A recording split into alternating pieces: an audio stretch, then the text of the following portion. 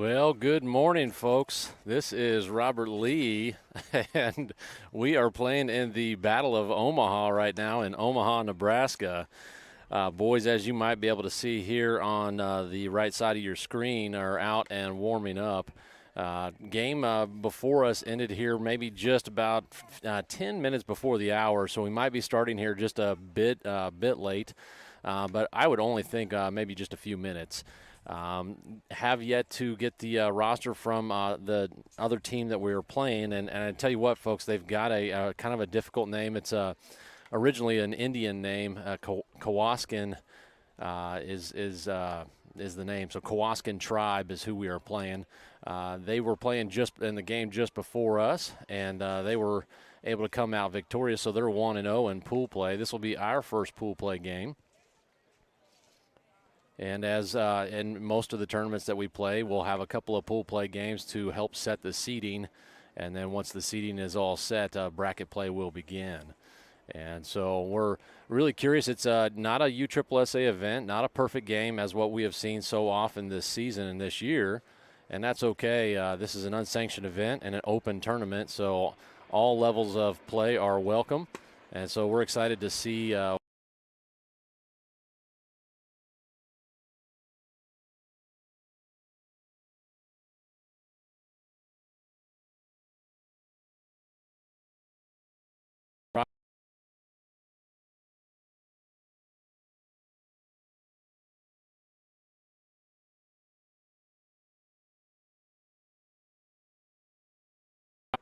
as we talk about so often, and in 5-10 years from now, nobody's going to be talking about how close that game was or whatever, but a win is a win. So I tell you what, it is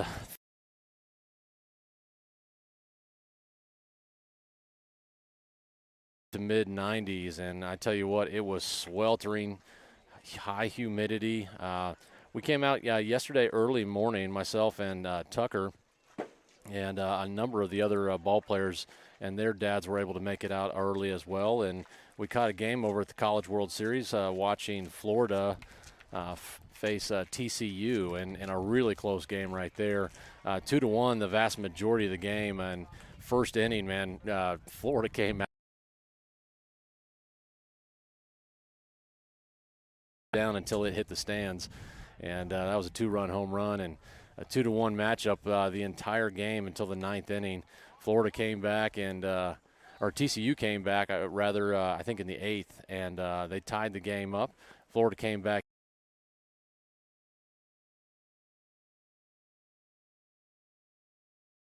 But boys had a ton of fun checking out the baseball village just outside the stadium, Charles Schwab Stadium, where the College World Series is played, and had a ton of fun.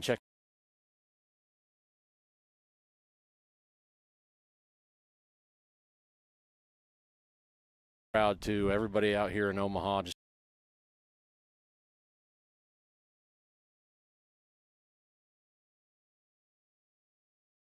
place.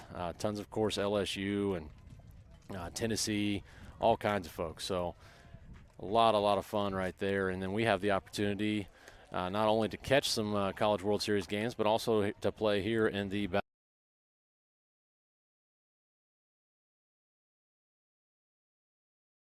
just four diamonds out here, all dirt fields and natural grass out in the outfield.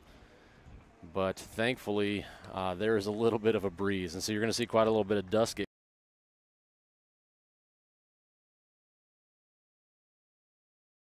Thank you so much.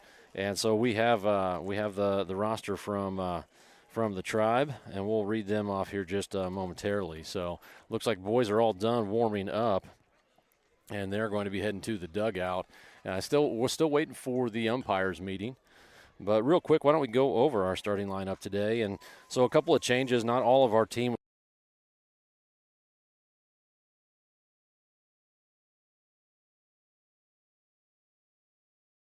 is Cooper McCown, followed by Mason Gellender.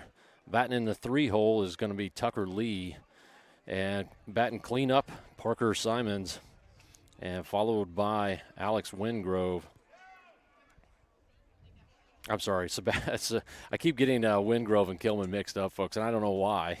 I know these guys actually pretty well at this point, but that's Sebastian Wingrove batting in the 5-hole, followed by Alex Kilman, and then batting number 7 is Paxton Crowther, followed by Bryson Spear, and then Grant Warren batting 9th, and rounding out the lineup is going to be Brody Ryson. So glad to have these guys here and ready to compete. MacNSeitz will bat 10, and I believe throughout the duration, we'll see if once we get into bracket play, if they end up batting 9. But as far as I know, their strategy right now is to go ahead and bat a full 10. And then for the Tribe, and obviously, folks, bear with me on some of the names. Not familiar with the Tribe. I'll do my best, but glad to have them out here to play here in the Battle of Omaha. So, and all I've got here are just a single name and a number. But batting first and leading off for the Tribe is going to be Kingston, followed by Kyle, Drew, looks like Cullen, and golly, I think that might be Jade, Alex, Levi, Keegan, Cooper, and Colton. And I'll see if I can't get a clarification on a couple of those here in just a little while. But all geared up here, and I believe that the Tribe is over there on their side trying to catch just a little momentary break here in between games. And I tell you what, it is hot, and the guys are going to be drinking a ton of fluids to stay hydrated out here in this humidity. Boys came on strong here. Maybe I'd say our and I'm talking in reference to our MNS Black team. They came on strong here about 2-3 tournaments ago. Had a fantastic tournament, making it over to the championship. Had a technicality that cost us that championship game, and those things do happen in sports. But the technicalities are there for a reason, and that tries to keep everybody on the same page. So unfortunately, fallen in that championship, and since then, MNS Black has not played their best ball. They've had a number of errors out in the field, and so what we're hoping is that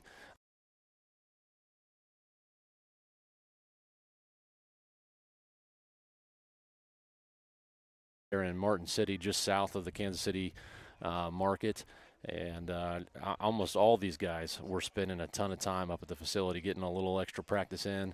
And I saw them have a fantastic practice on Tuesday, and boys were loose and having fun yesterday at the College World Series. So hoping to see some good baseball here this weekend.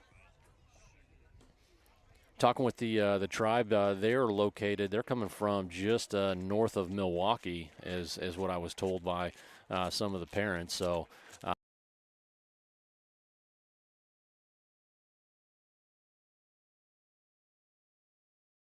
with some of those parents there, and of course they're excited about the setup, and so if they are joining us here on the live stream, do me a favor, drop us a comment, drop us a like on the video. It helps us out with some of our metrics and analytics and all that. And of course, as always, our MNS fans, anytime you like the video and all that, it definitely helps us out. So I appreciate you guys joining us here today. So game time was set for 10 a.m. It's now 10:09, and so we're just a little bit behind, but not too bad. Umpires, of course, probably taking a break here and trying to get some fluids themselves. And so fields are all chalked and marked and ready to go. They did that in between games, and looks like there's a facility guy here talking with some of the coaches. So we should be just about set here to go. I would guess here in the next 5-10 minutes. So once again, folks, thanks for joining us here. I was hoping to catch a little bit more conversations with some of the players heading into today's matchup. Unfortunately, those guys were off doing what young guys do, and walking around the stadiums and having a lot of fun, eating a ton of different food and all that, costing all their parents an arm and a leg. And I know mine did. But that is part of the reason why we're here, and excited to watch kind of like their last year of really of youth baseball. Most of these kids are all going into high school this next season, and so some of the folks will continue to play. Some may elect not to, and so kind of that last year of youth baseball, and a lot of fun to see them compete and to see them grow and actually improve their games even over the season here. So imagine the Tribe has got to be very much in that same boat right there.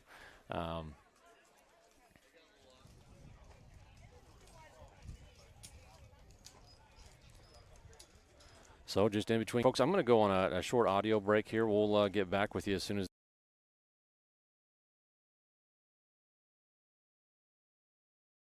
Looks like the umpires are just now walking up. But really appreciate you guys joining us here.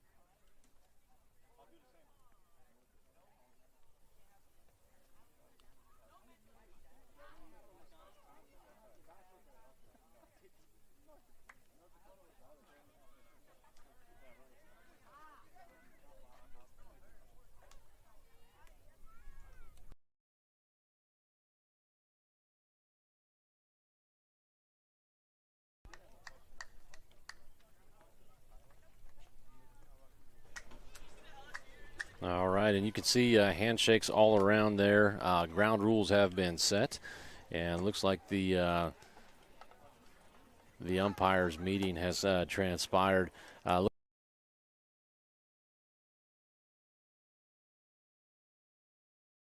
There and just kind of explaining a few things that he saw maybe in that first matchup. I will tell you, as I was setting up here and preparing for the game, the strike zone for the game prior, it was what's the best word for it? I would say maybe it was healthy, and so maybe a little bit bigger strike zone than we're used to sometimes, and you know, obviously.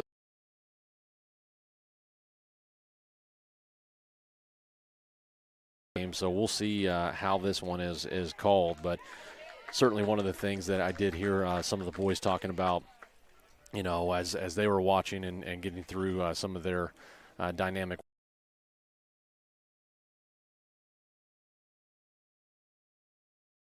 Maybe more difficulty.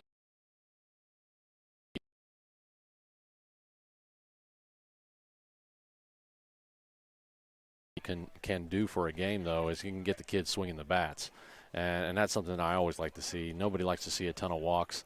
Let's use that lumber and let's put that ball in play.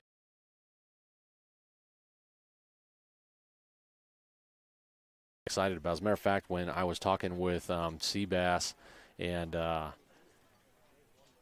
Cooper McCowan and Tucker Lee yesterday about that game with Florida and TCU, you know, I think they were hoping for maybe a little bit more, you know, offensive production. It ended up being a 3-2 game, and I think they were excited about some of the big hits. There was a fantastic last out of that game. Was an absolute, I mean, just smashed center field, and it was right.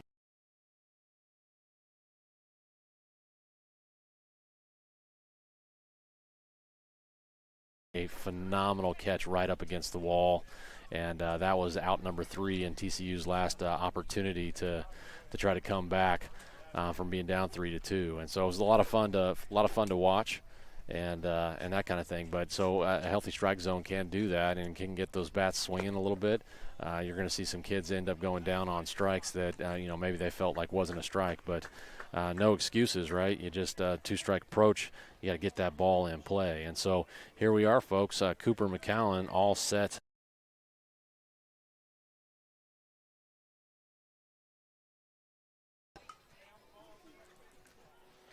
So Coach Baker for MacNSeitz has changed the lineup on a number of occasions here.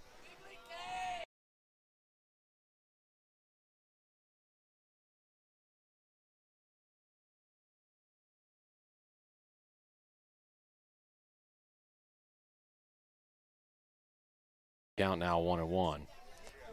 But Tribe drew.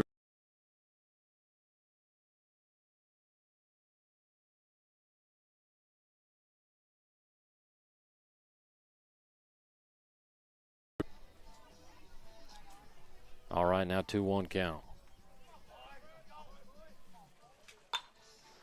Fouled off left side, out of play. And Cooper getting a little bit deeper in the count here now, 2-2.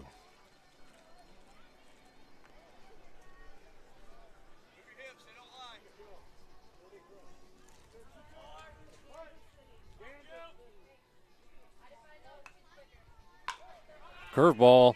Coop puts the bat on the ball over to second base, and that is going to be out number 1.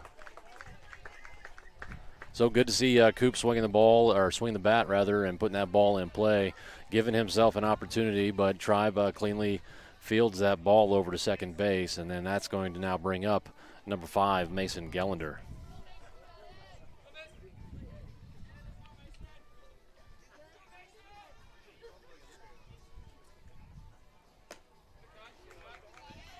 Big swing and a miss. I'm not sure if his head was on that ball.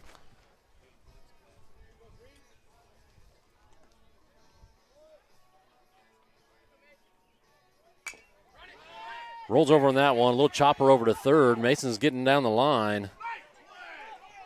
And he drops the ball. First baseman drops the ball, folks. Made a nice scoop. I thought originally had the ball, but it came out of the glove right as Gellender was going across first base. So he'll reach on air. But that'll be the first base runner for MacNSeitz, and that'll bring up number 27, Tucker Lee.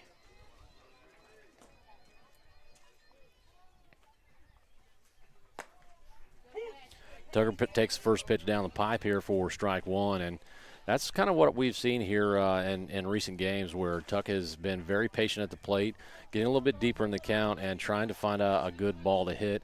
Nice pitch by the Tribe, and that is number 34 up there on the hill for the Tribe. That is Colton. So again, one down here in top of the first, runner on first, and Lee at the plate.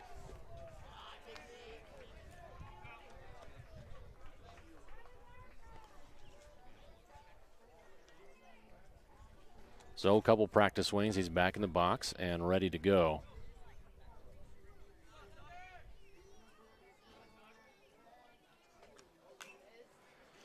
Tries to turn on that one inside, fouls it off. And that'll be now a 1-2 count.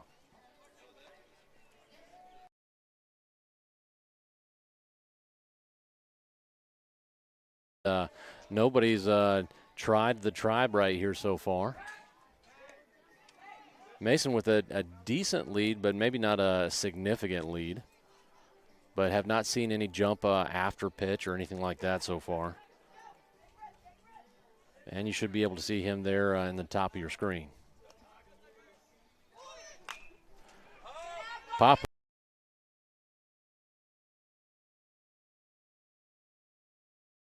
Another opportunity for another pitch. And putting the bat on the ball. Fouling a couple off here. And so this will be a 5-pitch at bat at the least. And swing and miss. And that is going to be,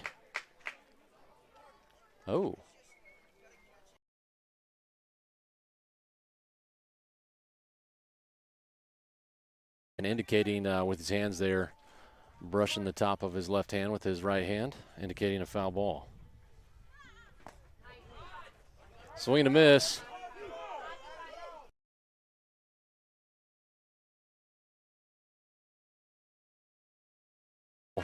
Lee with a strikeout, and then Mason Gellender tries to run over to second after the fact, and that just made no sense. And I can see Coach Wingrove out there really kind of giving him what for, and as he should, folks. So on a third drop third strike, when you've got a runner on first base, there's nowhere for that batter to go, and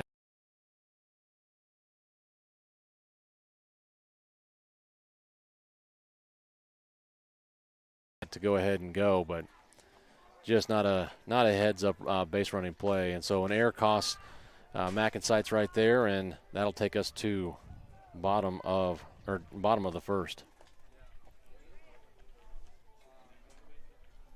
So not exactly how we would like to see that go for our MacNSeitz team there in the first inning, and got to understand what the strategy is and what the rules are in order for you to kind of make those decisions. I could see that Coach Wingrove was telling him to get back, but looked like Gell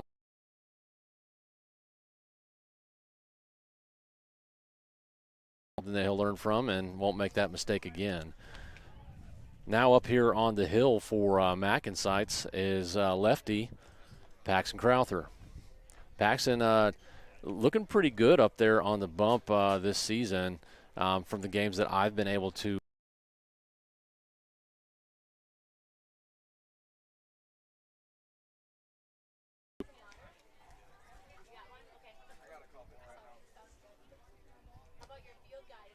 I think the big thing for the pitching staff for MacNSeitz is trying to have some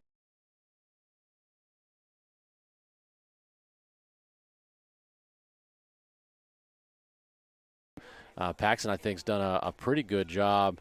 Has decent velocity for a lefty, and that's something that we like to.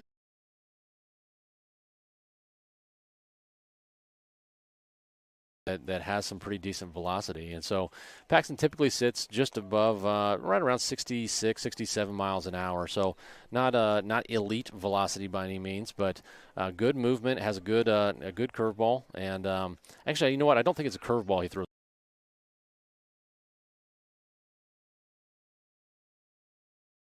Have a lefty, giving everybody a little bit of a different look. And so kind of when you look at the MacNSeitz pitching staff up and down, we have some guys that are a little bit higher on that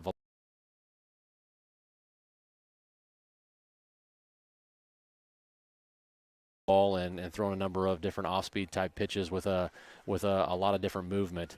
And so it's fun to watch how those different strategies and capabilities with that pitching staff. A lot of times what you'll see is we'll use one of those crafty pitchers.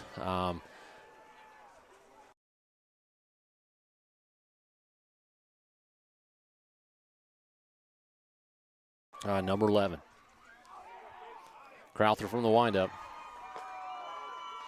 And misses low there on the first pitch for ball one.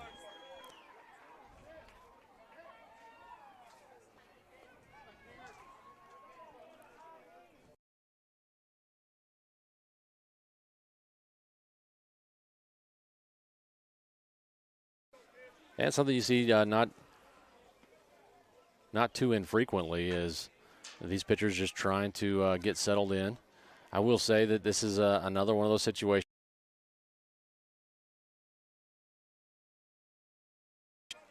Crowther gets a strike right there, and that'll make it a 2-1 count for Kingston.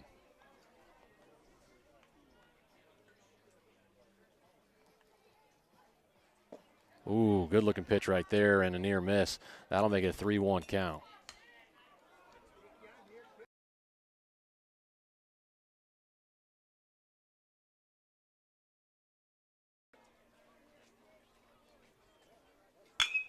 Ball in play. This one gets by second base, and that will be a leadoff single for the Tribe.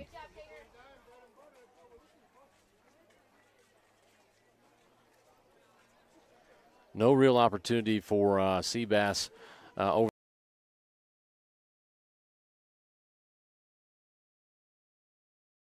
his way over and getting that ball back in to the infield. Runner goes.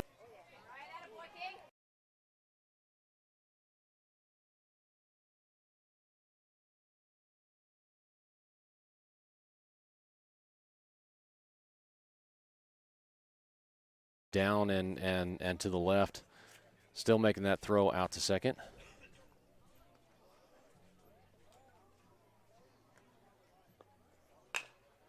Ball right back to pitch. That gets by him over to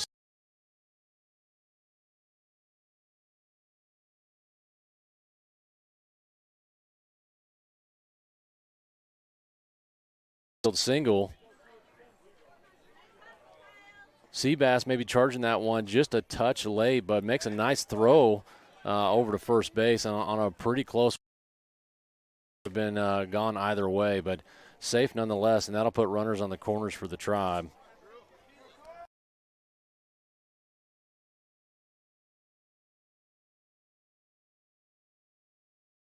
Sides with nobody down, and Crowther taking just a moment here to kind of reset. Now, of course, working from the stretch.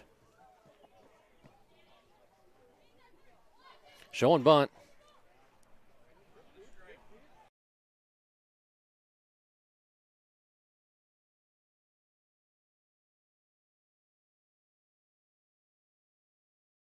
First crashing. Didn't happen to look over first base way. He does lay down the bunt.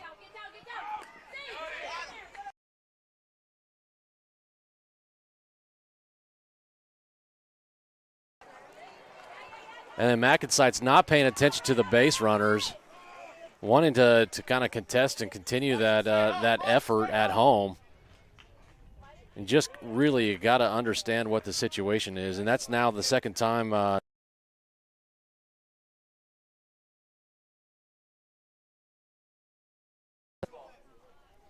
So the Tribe will go up now 1-0. And they continue to have runners on the corners with nobody down. So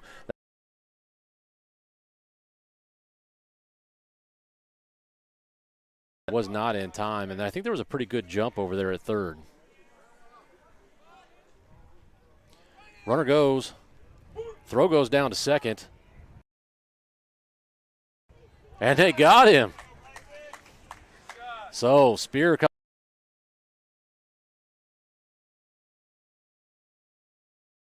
Teams don't believe that you're going to throw down to second when there's a runner on third, but Spear's done just that, and it comes up with an out.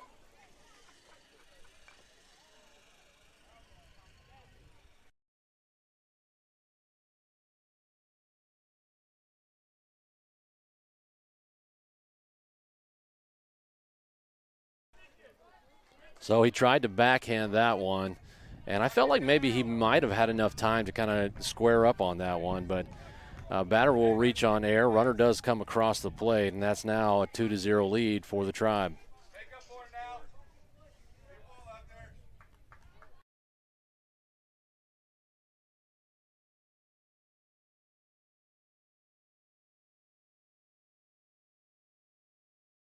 I talk about that fairly often, and that first pitch strike statistically giving a significant advantage to that pitcher.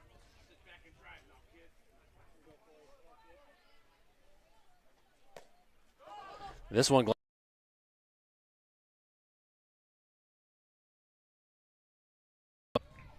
quite a little bit of movement on that pitch, and Spear a little frustrated, didn't come up with that one, but that is now number 44. And folks, I do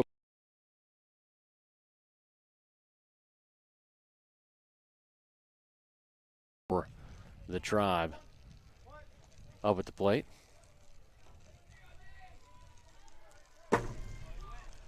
Wild pitch, runner goes, throw will be.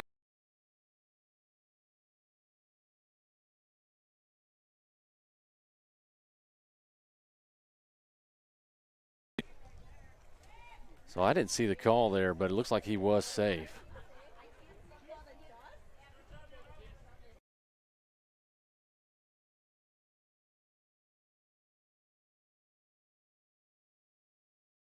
So maybe he was indicating the ball was dropped. I'm not sure.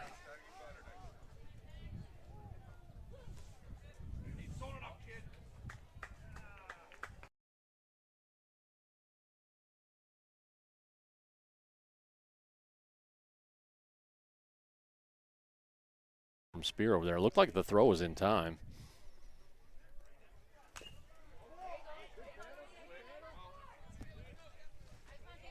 And 44 fouls that one off. Now 1-2 count.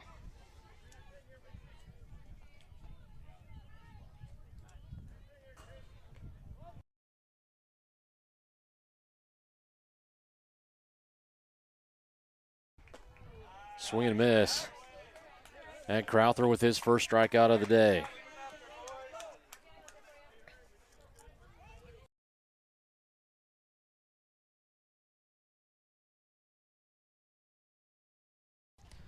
That'll bring up number 27, Alex, for the Tribe. Fouls that one back.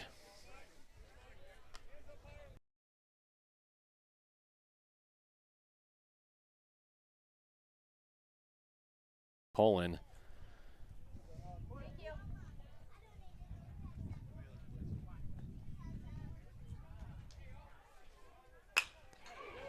Lines this one right up the middle, and that'll be an RBI single for the Tribe. Oh, and the center fielder gets by him.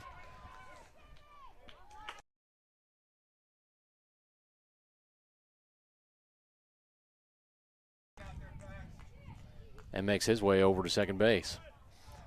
So MacNSeitz continuing to hurt themselves here early. Bottom of the first now, 3-0, favor of the Tribe.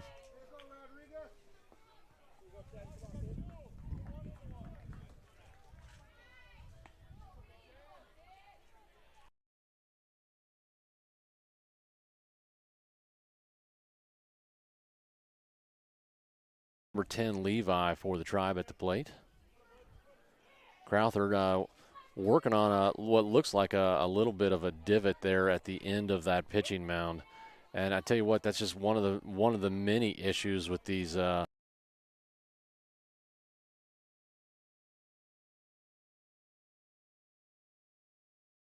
seeing a kid not being able to stride out onto even ground.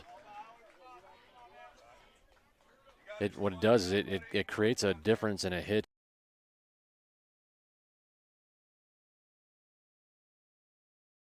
situation, but nonetheless, that's what those are the conditions we're playing with right now. And certainly not the first time this season either, but pretty significant dip right there in front of the mound as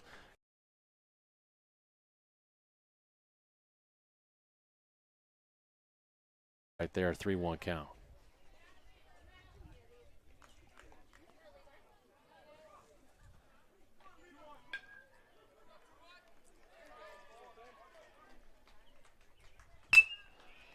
This one right back to Crowther.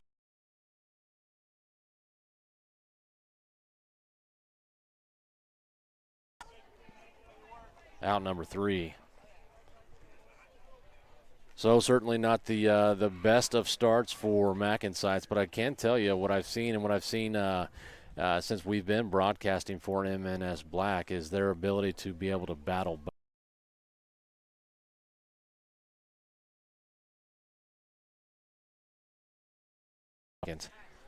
Take a short audio break here.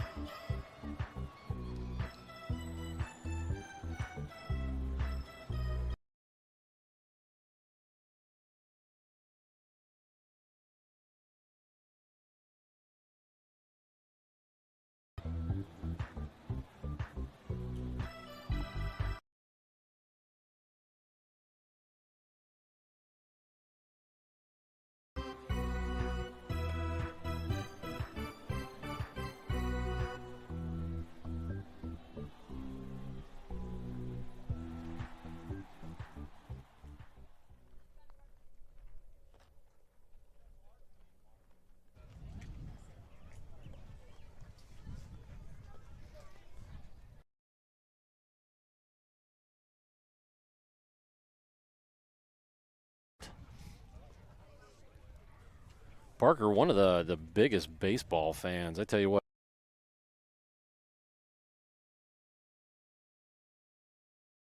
All the way to the major leagues. Follows college ball really closely, and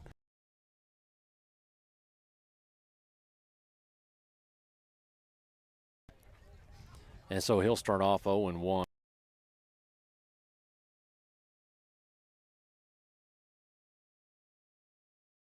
Glove over there at third, so a little miscue here, and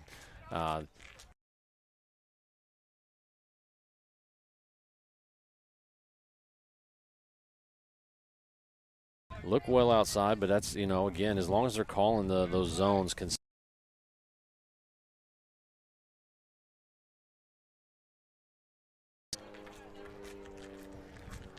Once again, that is number.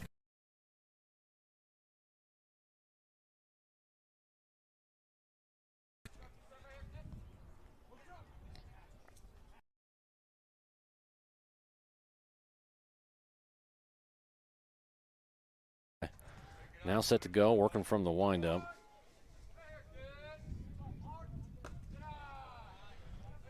Simon's ducking under that one.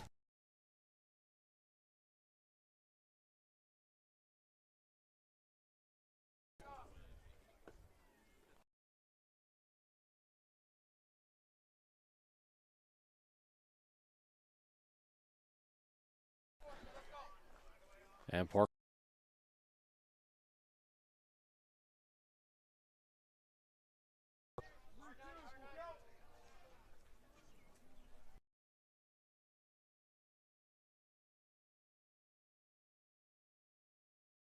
Nobody down and a scoring opportunity.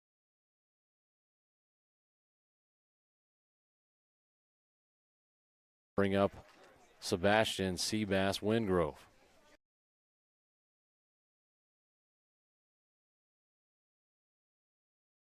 Ball outside.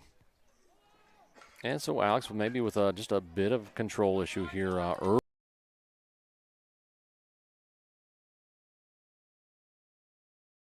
Base running error and a drop third strike.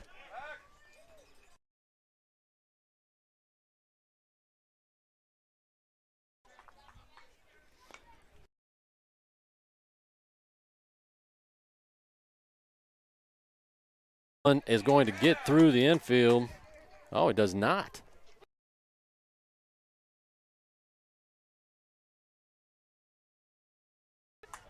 Oh my goodness. So Tribe doing a great job keeping that ball in the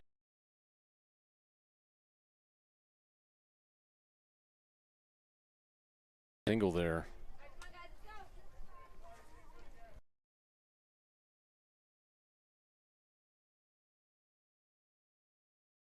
Row. First baseman did throw back.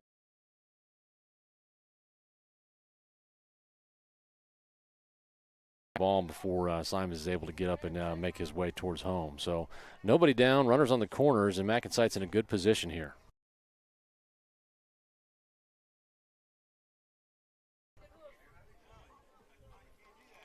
Pitch trying to keep all the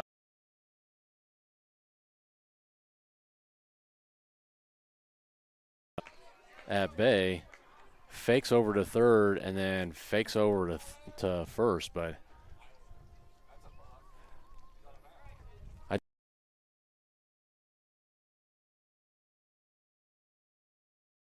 caught. Kilman showing bunt right there, pulls that back.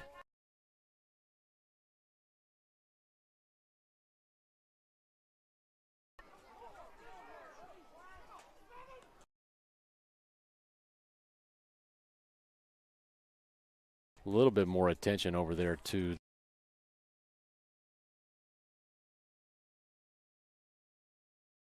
That is Alex for the Tribe up there on the bump. And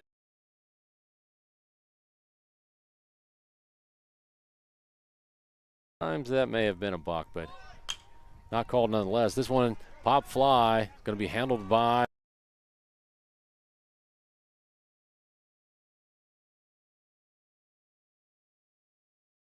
unbelievable. MacNSeitz just cannot continue to get out of their way. They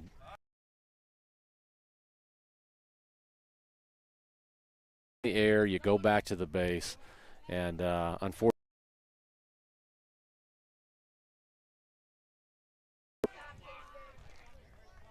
so in an inning where we had runners on the corner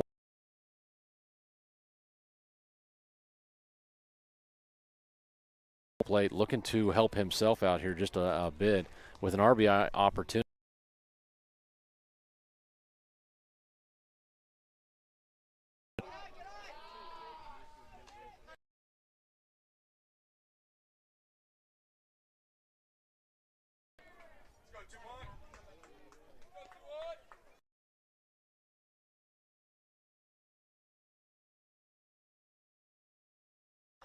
So Crowther showing some patience here.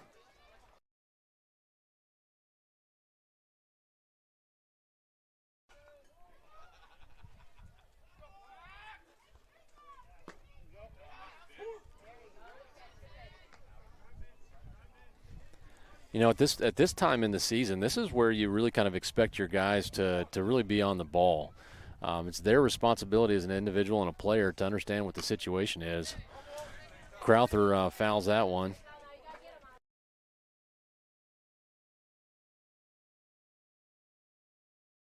And you're on base, man. Your first move every single time has to be movement back to the bag.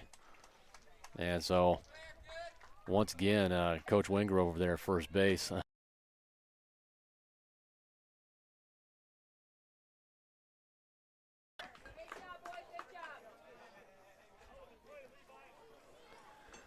So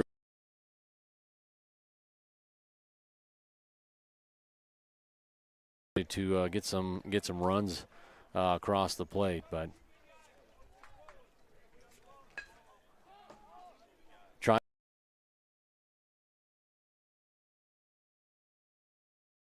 deep shortstop area just across that that grass line out there between infield and outfield, and then makes a nice throw over to Hill for the try. But that's going to take us to bottom of the second, and we'll go just on a short audio break right here. Appreciate you folks sticking with us.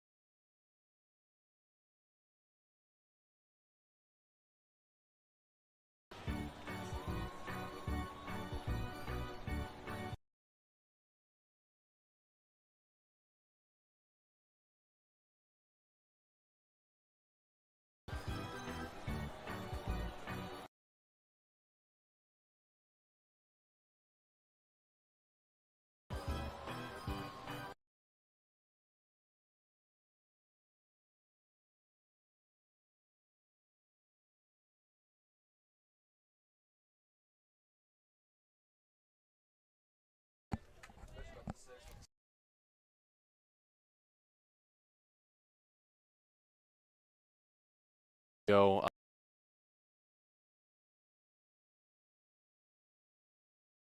down in the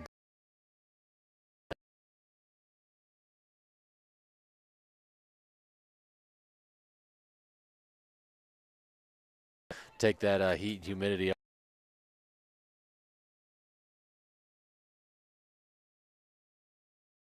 So kind of nice to be out here now.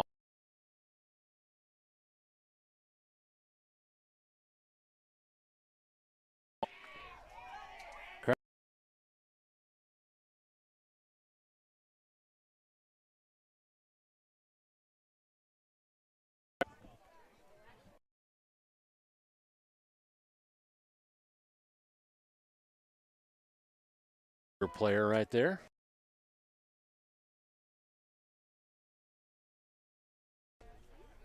And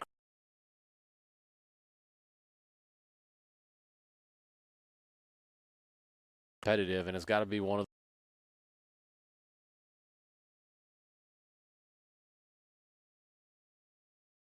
did not pitch a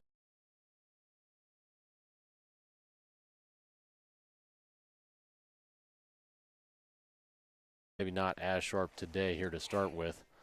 Now 3-1 count.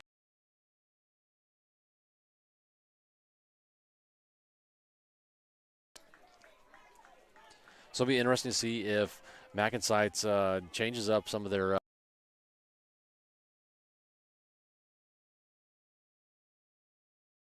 pool play games.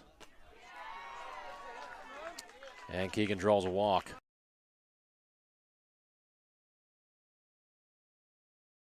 And a leadoff batter making his way over to first. And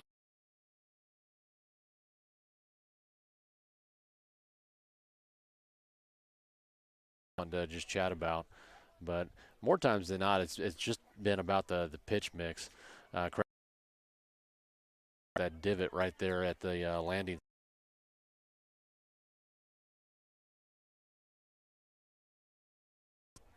And it's hard enough to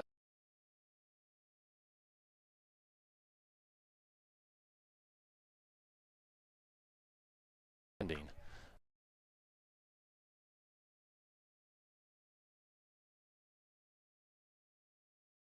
There goes. Throw down not in time, and Shriver up with the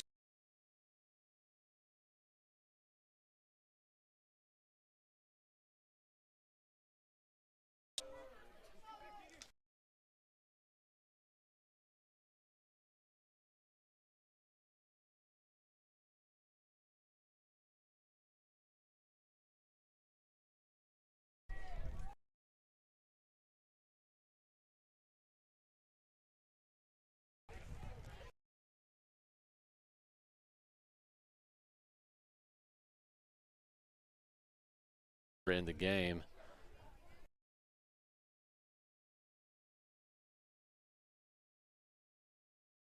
And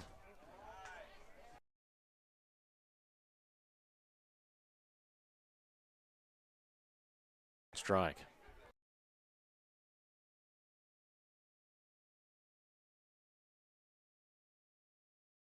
And I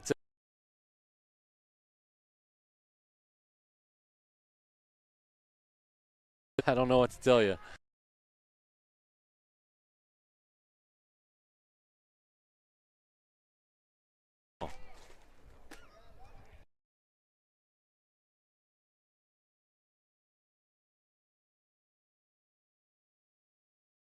I got to tell you, he did not.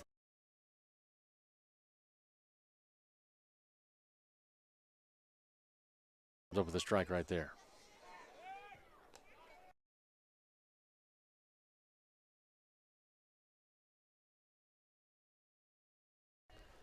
It's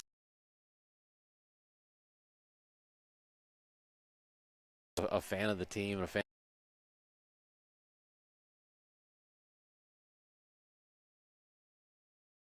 Out number.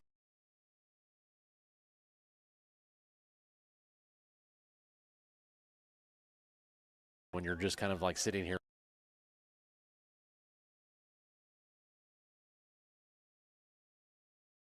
We don't get a chance to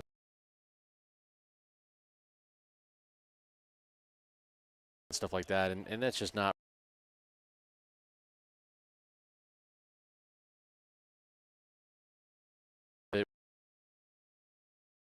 You got runners on and less than.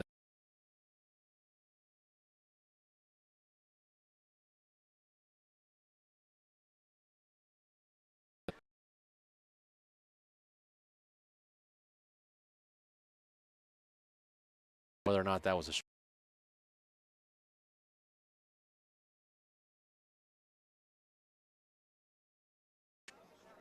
and then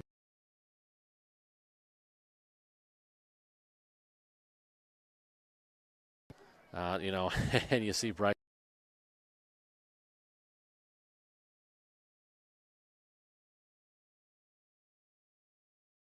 I tell you what, I oftentimes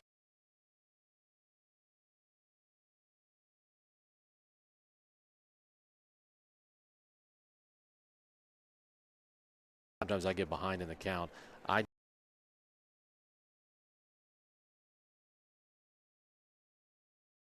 folks.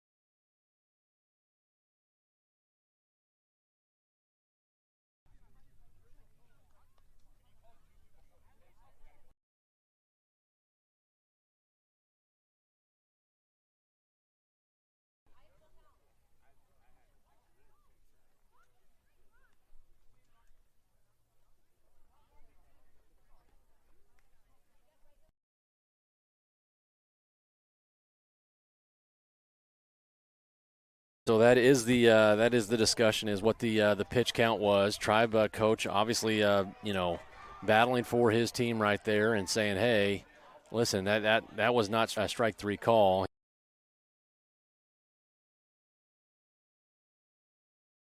About it, and it looks like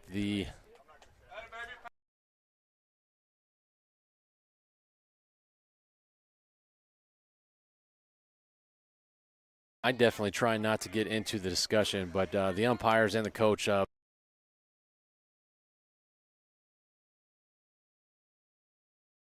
It's just tough. It's tough for me to.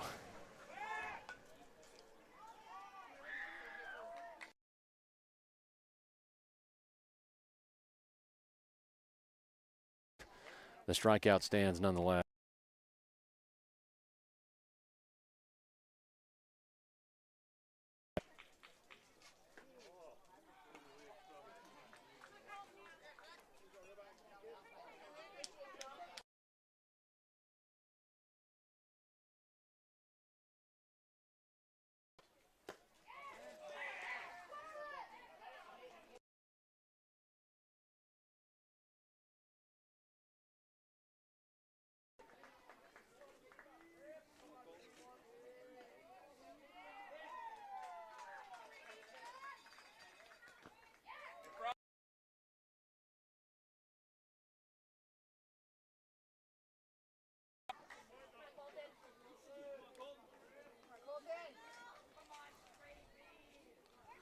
So that is number 31, Colton.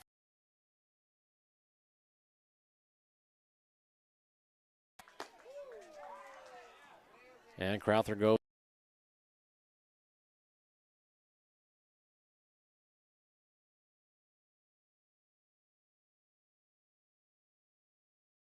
I'm kind of standing right in my field of view there. I couldn't see what was going on.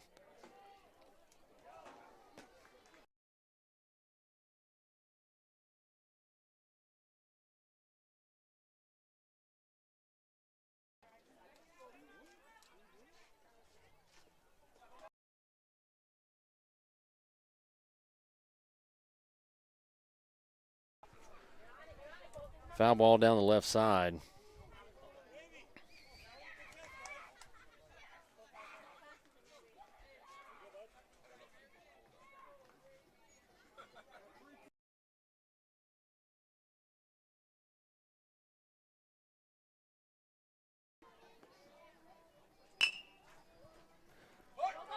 And a miscue over at third base.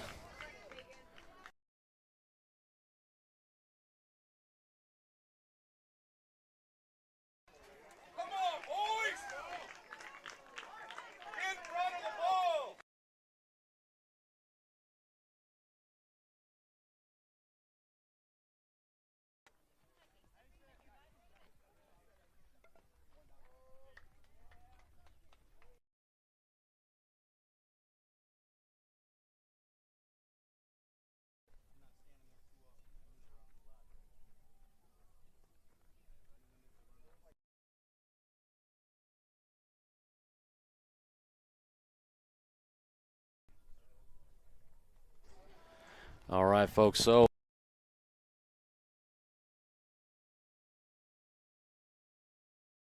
getting on his infield, and as he rightfully should. MacNSeitz just not pulling their head out of their butts right now, and I tell you what, it's and capable of doing some really good things.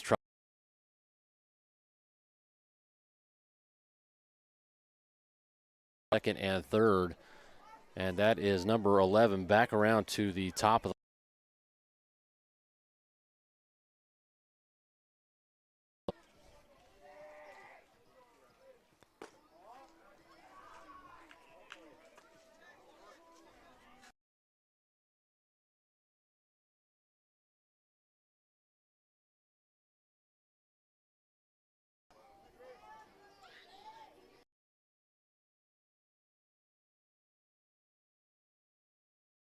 stretch. High fly ball, center field.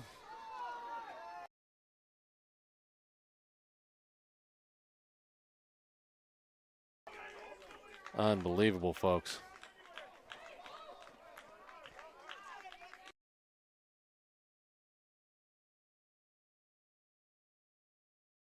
Seen so far.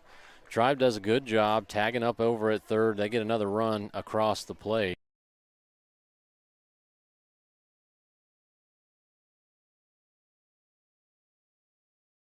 Back in over to second and misses second base.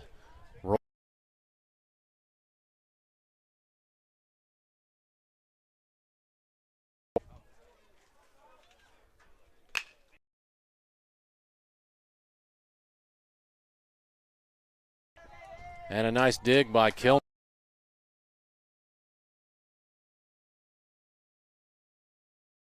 Once again.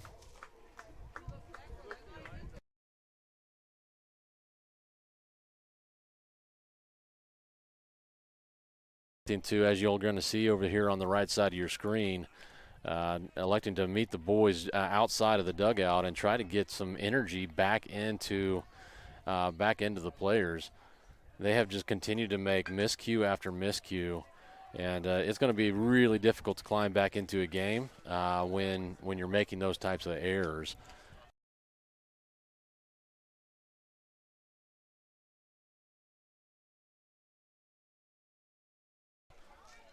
Top of the third.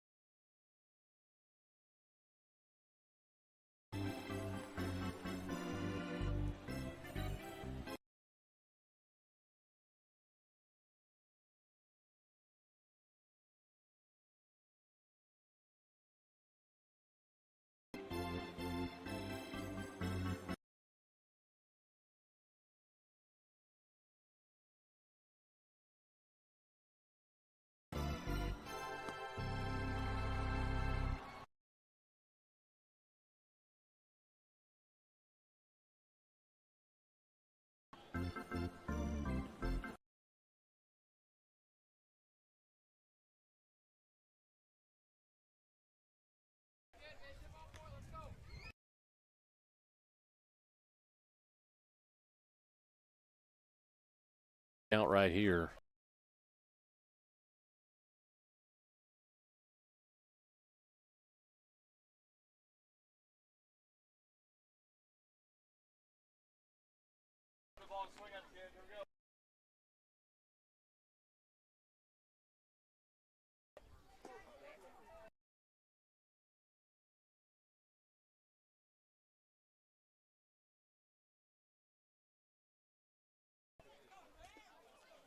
So Grant Warren able to join us out here today. The initial word was that Grant was not coming out to Omaha. So Glad that he was able to make it out here as he takes his first pitch for strike one.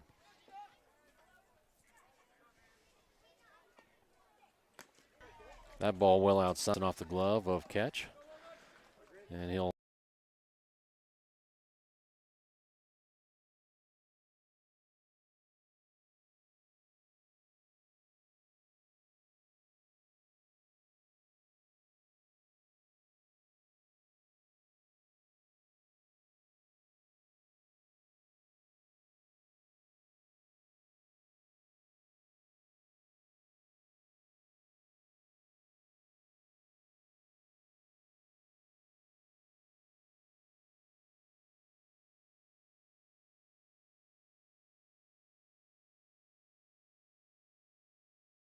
three Brody Ryson to the plate.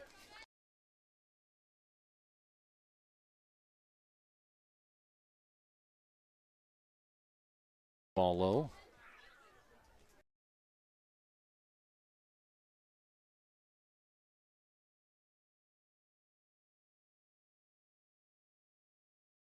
First.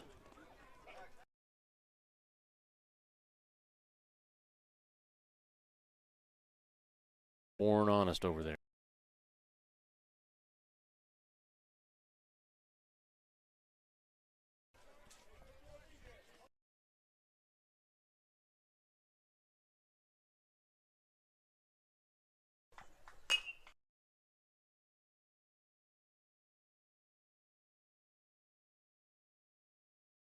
Oh, and he's trying to stretch that out for a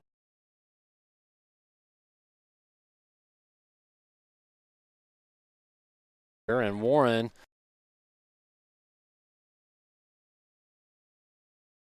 rounded first base and had every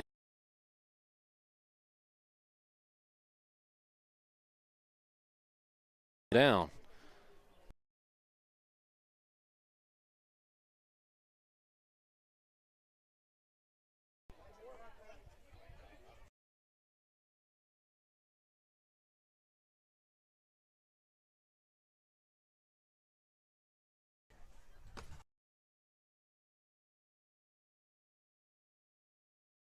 Kind of a gap.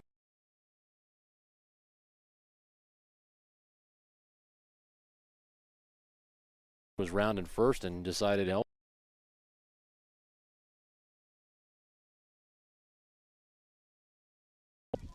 All right.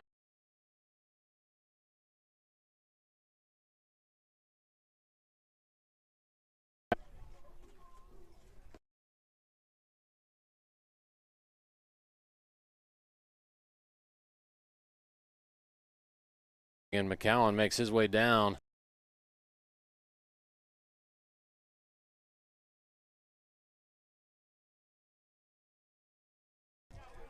That'll load the base.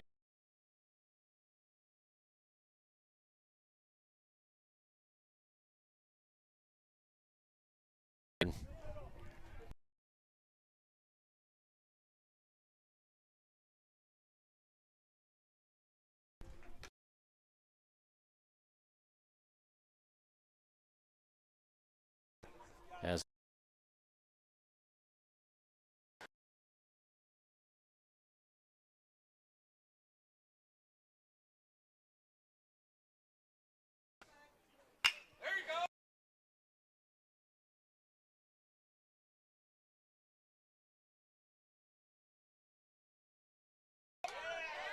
and a double for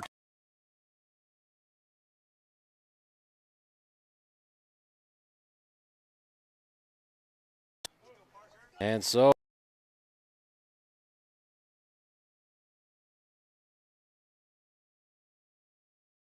quick talk and so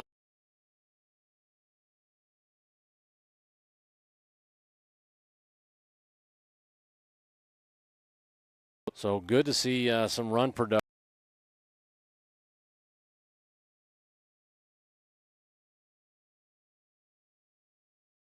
Running errors and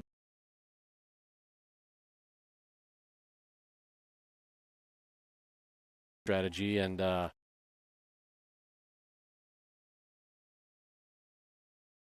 you know, I think when you're trying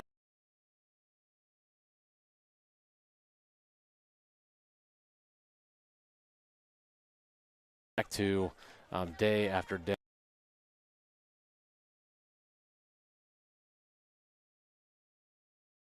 Typically,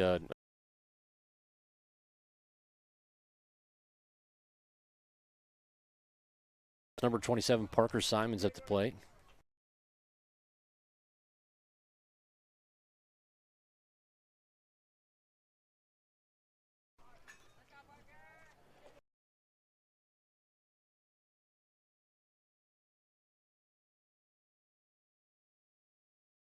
Advance.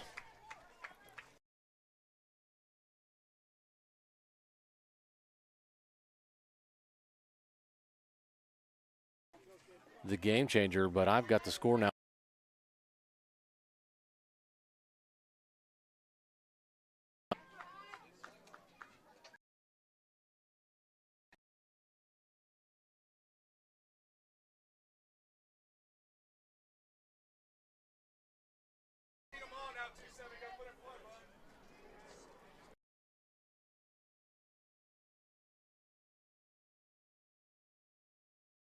Tell you what, Simons, here just a couple of games ago going yard, straight away.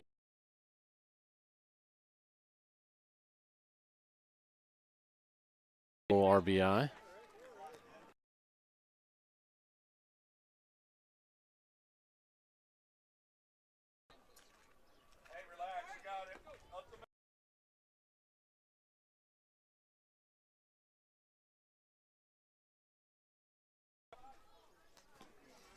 This one down in the dirt, like halfway there.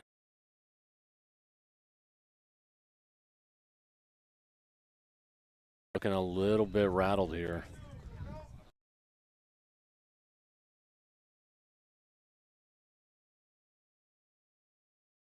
Just trying to do what you already know how to. This one.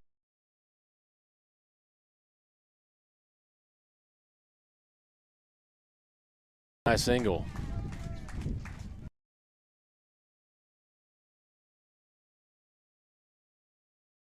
Is the go-ahead run.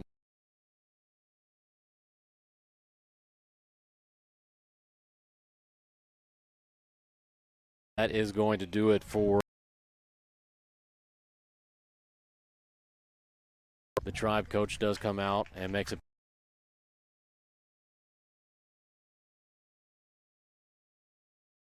Tribe's pitching staff.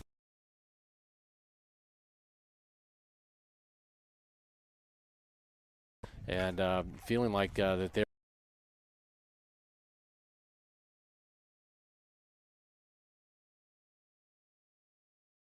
from what I could see, he's definitely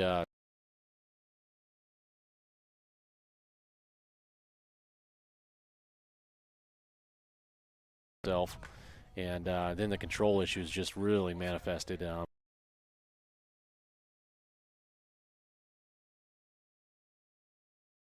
Number 10, Sebastian Wingrove, wait.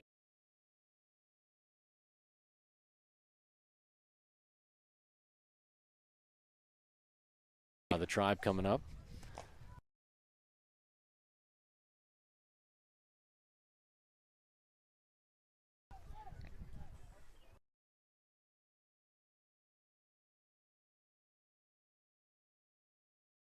Swinging the bat, putting the ball in play.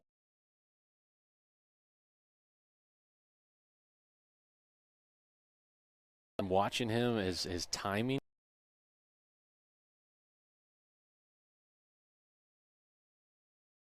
Clean barrel. Kind of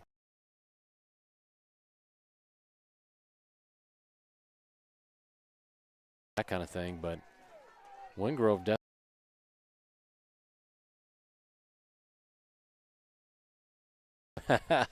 And so, typically, Bryson Spears' mom has been running Game Changer for us. It doesn't look like she was able to travel, and so the coaches are trying to run Game Changer at the same time that they're watching the game and coaching the game. And for anybody that's never done Game Changer, I got to tell you,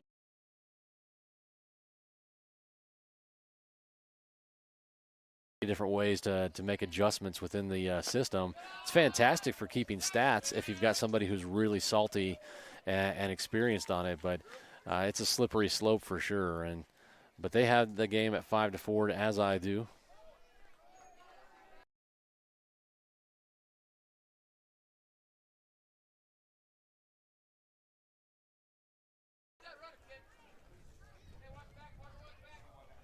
So runner on first. Little contact, that one.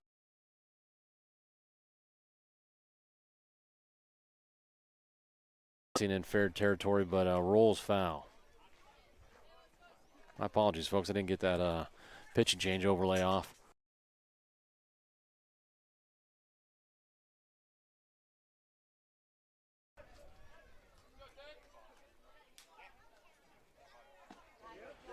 Good looking curveball gets Wingrove.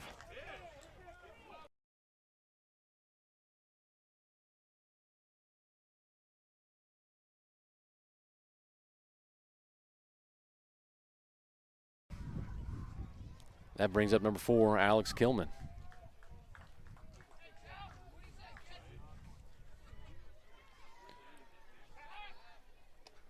Always a little bit tougher to steal on a lefty, but I tell you what, Parker over there at first base has pretty good speed. I'd like to see us challenge.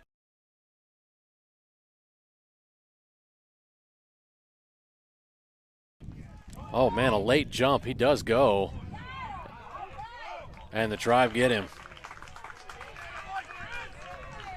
So just as I was.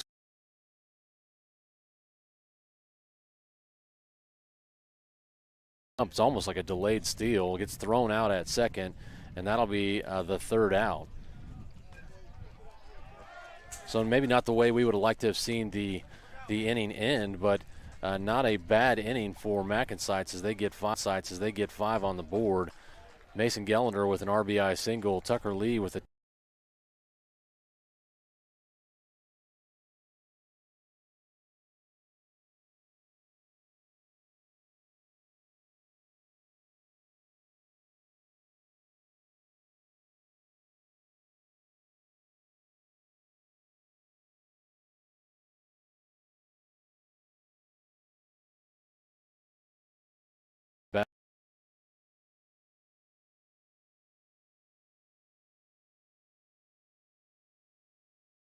from Paxton Crowther to number 5, Mason Gellender.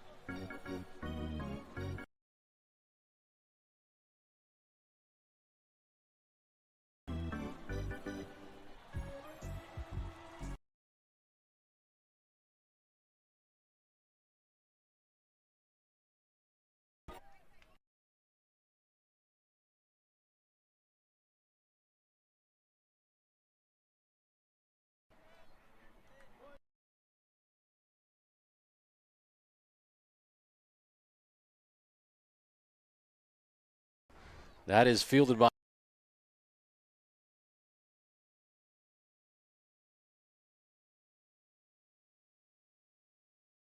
I had a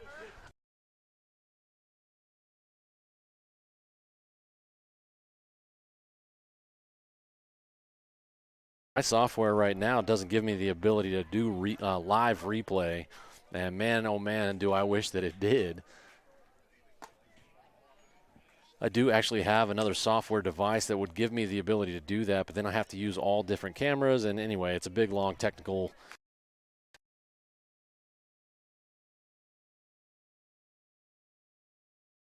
I personally would love to have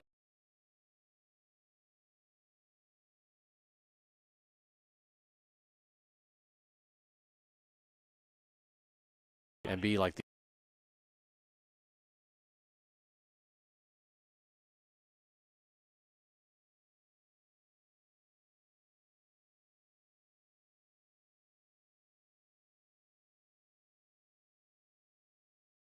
on now.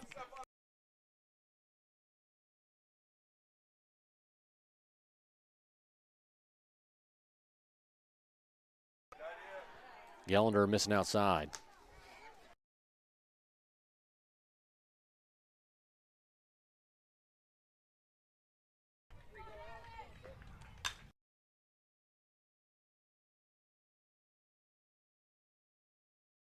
Out number one, and he throws all the way.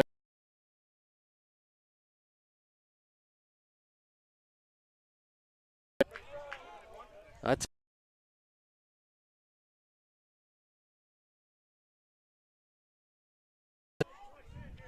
and it's a little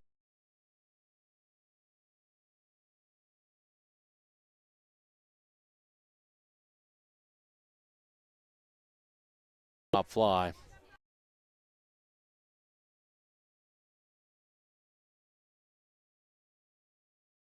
And whatnot as a right field.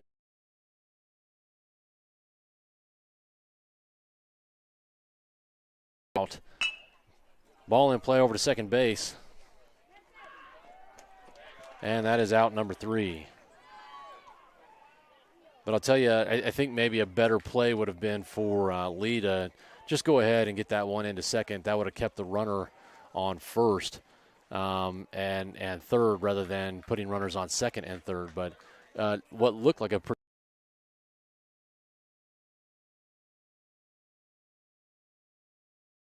pretty good throw, but not a bad inning for MacNSeitz. They're able to hold the Tribe there, and still 5-4 in favor of our MacNSeitz team.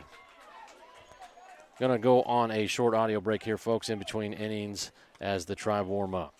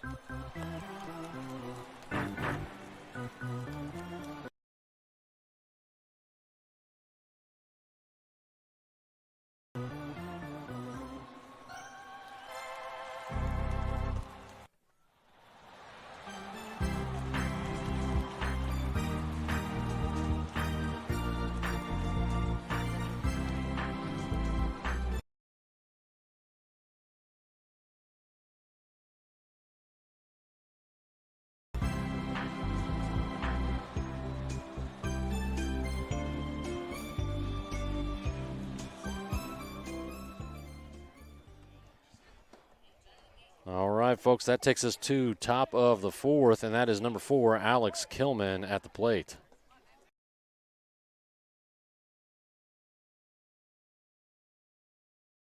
And he'll start off with an 0-1 count.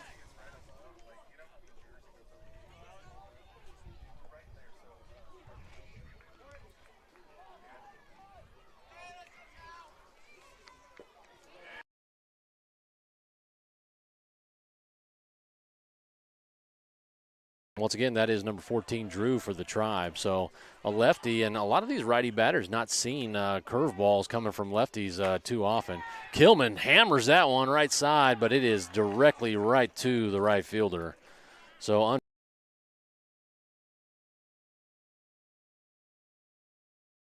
but that'll be out number 1, and that's going to bring up number 21, Paxton Crowther.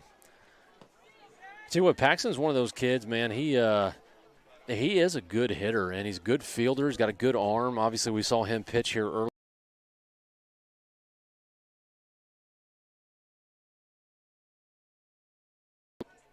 Huh. Well, I just got word, folks, here that somebody said that the live stream is frozen. Let me see here if I have any indication of that.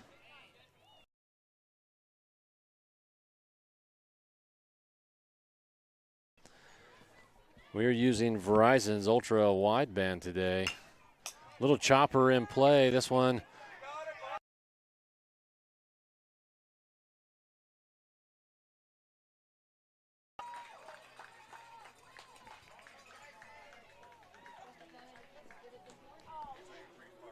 So every indication that I have electronically is telling me that our stream is up. I'm going to have to double check YouTube here, but I won't be able to do that.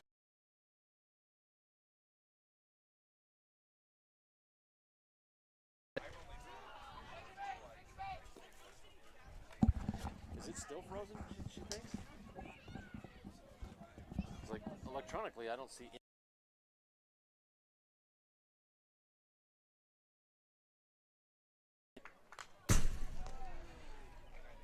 And Bryce Spear fouls that one back.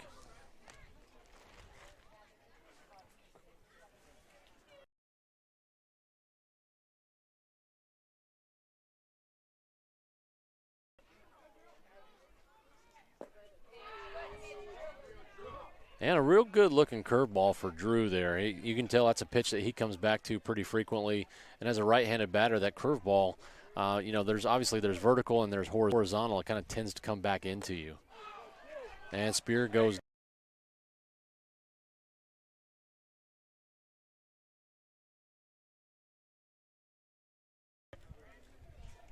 But that's number 50.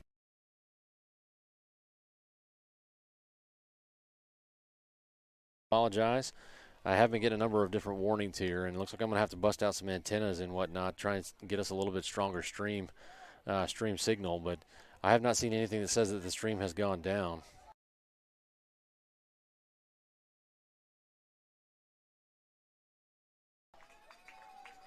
But MacNSeitz looking to add maybe just a little bit of comfort margin here to their very narrow lead, 5-4. That one hits Warren in the head, and for the second time today, he gets hit by a pitch. So maybe he's going to be the magnet for.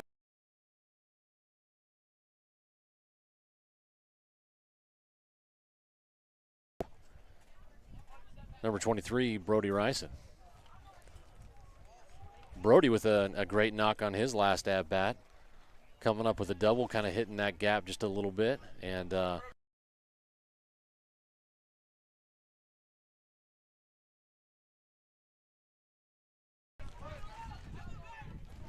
wind picking up here just slightly. And that one hits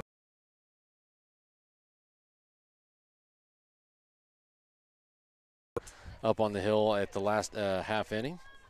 Nope. Oh, undo. Hit by pitch.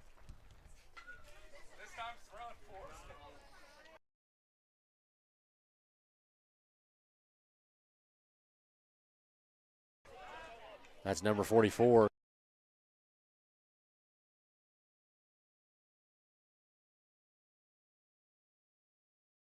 Call.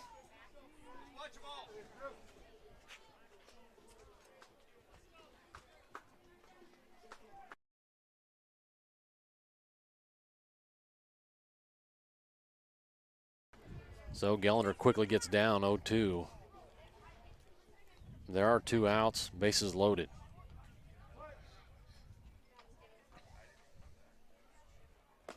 And gets him on a strike 3 call.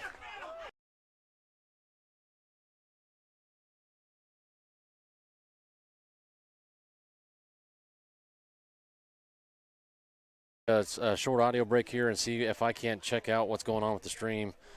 And I'll be back with you shortly.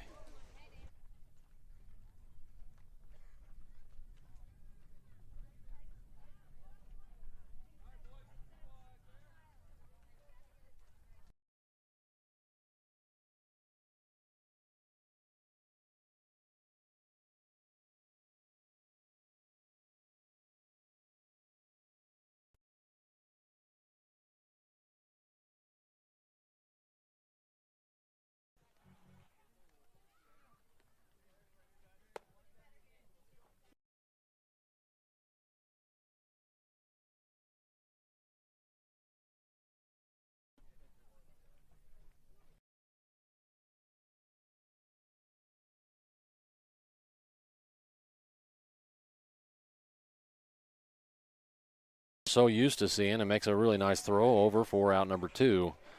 Obviously a couple of miscues here earlier in the game, but putting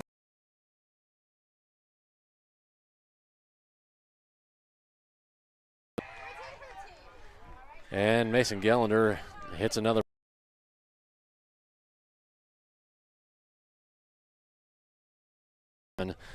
for the Tribe. That was Colton. He kind of almost caught him up there towards the head, and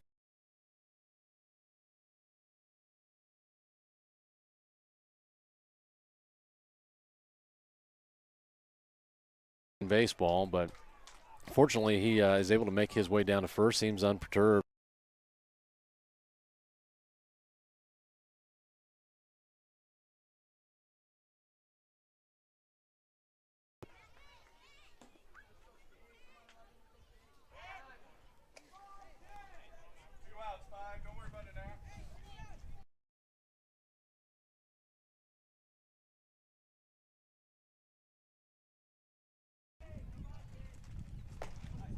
And a nice looking pitch right there. So folks, if you joined us earlier,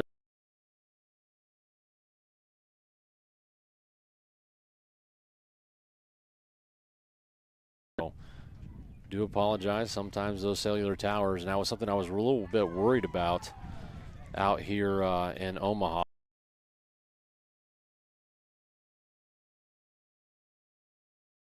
Really kind of affect our ability to live stream. Gellner missing up high.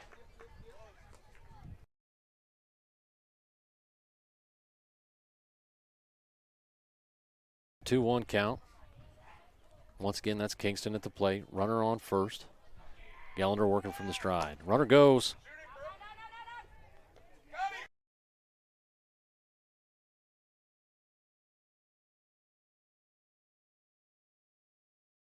On the opposite side of the bag as the runner was sliding in.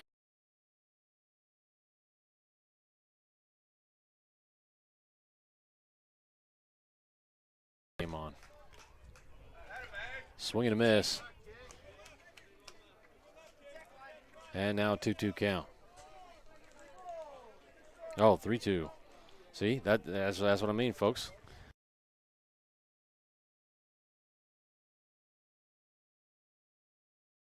Good strikeout for Gellender. Gets us out of that inning. So Gellender looking pretty good outside of the hit by pitch.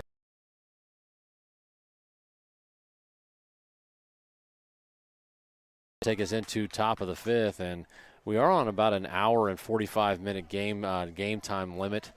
So what you will see is once that game time expires, they'll call that in the middle of play. With the Tribe being the home team,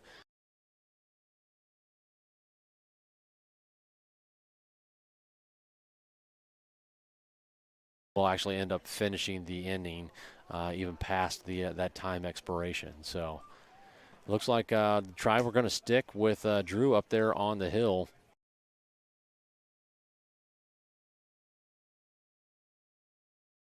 Seeing that coming from the left side and showing these guys a little bit of a different look than what they typically see.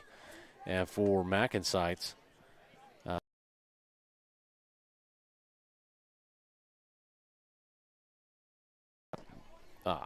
Parker Simon batting third.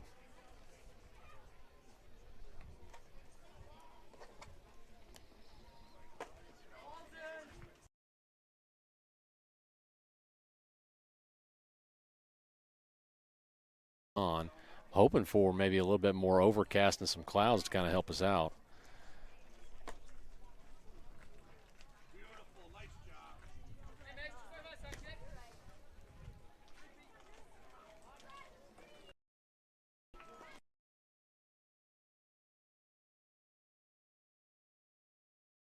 Commence.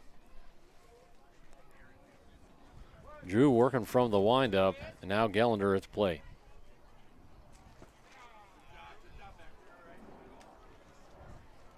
Wisely taking that one down low for ball number 1.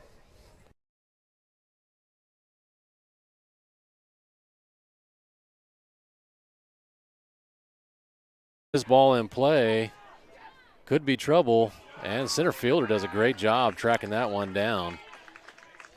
Fortunately for him, he's playing a little bit shallow, and he shows some good speed getting over to that ball. So Gellner got to be disappointed because I think that could have been a single in a lot of situations. So nice play for the.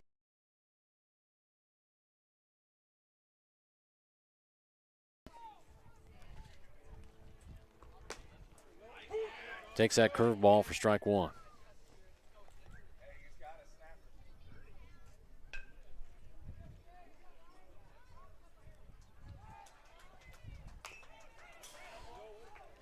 And lead turns on that one, maybe a little too sharply, and that's always kind of the.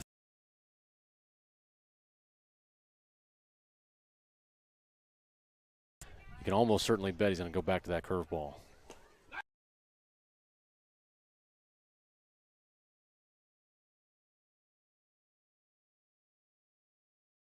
Well, there's no doubt in my mind, but 3 pitches, 3 strikes, and Drew comes up with out number 2. That's going to bring up Parker Simon.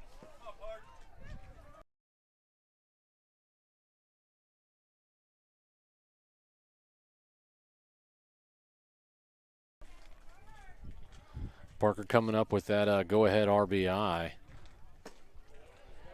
Got to be feeling pretty good about that particular situation.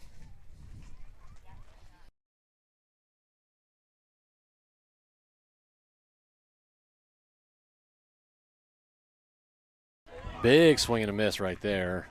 Simon just missing on that one.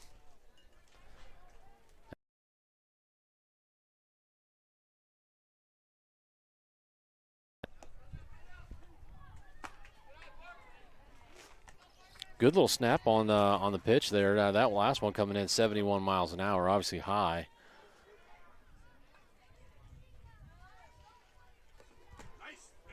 And looking for that back door.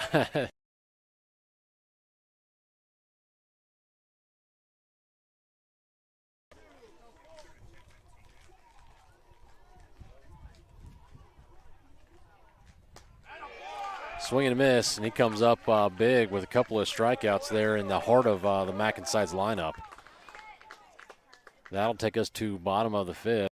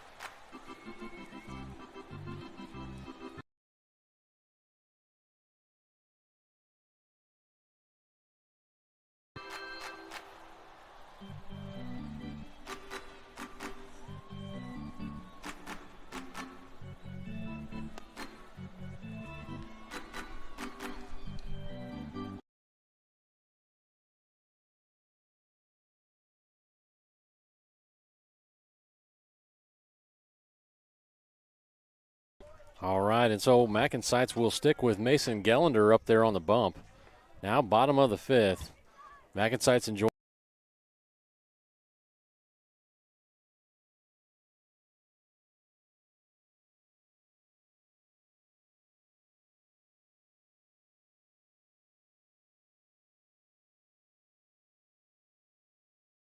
Do appreciate you sticking with us if that's the case, or maybe just joining us for the first time. That is number 34 at the plate for the Tribe. That's Kyle.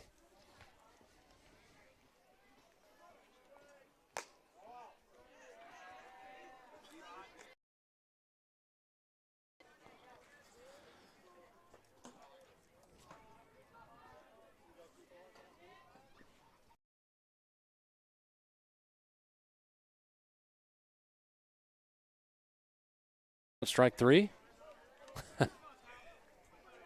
No? Oh, my goodness. I don't know. So.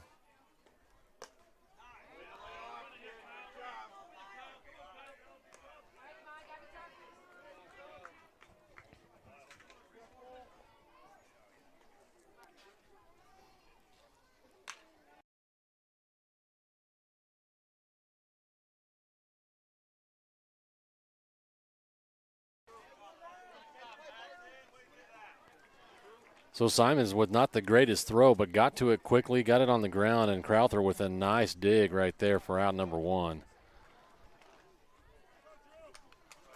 Good job for the boys right there. And that's going to be number 14, Drew, at the plate.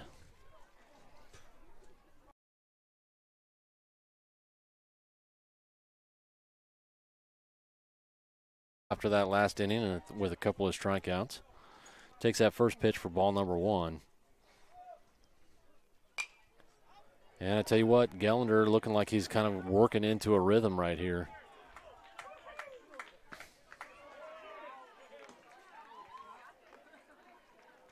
Always like seeing a guy get into a rhythm. He's kind of working his craft and doing his thing. And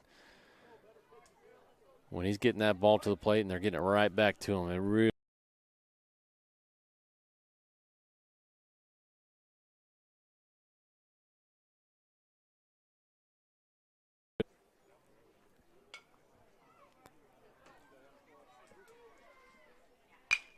Ball in play, this one over to second base. And an error as that one bounces off of him.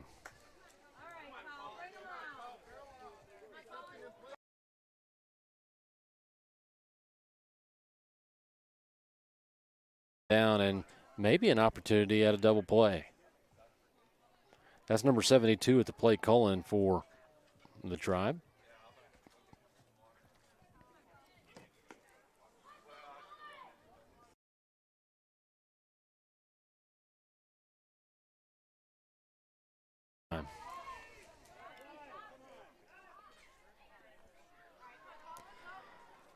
So I really wish our boys would pay a little bit.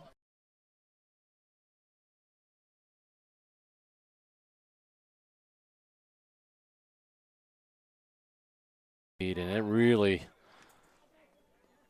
makes for a good jump. But Tribe doing a good job making their way over to second. This one in play right to shortstop. And Crowther not able to come up with a dig on that one. So another error, and that is.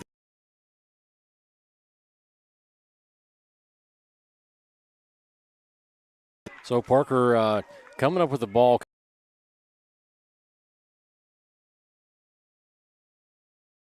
Not able to play before.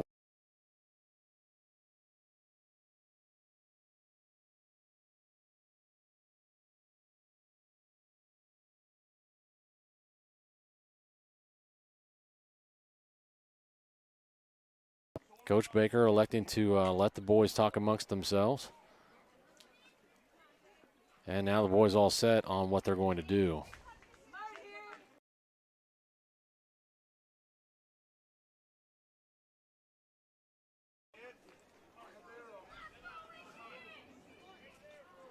So they're electing to hold on. Oh my goodness, this is not what I call good AAA baseball right here.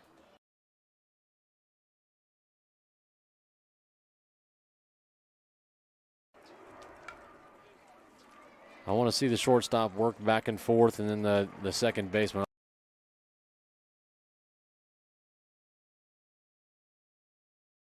Close to hitting number 44 for the Tribe.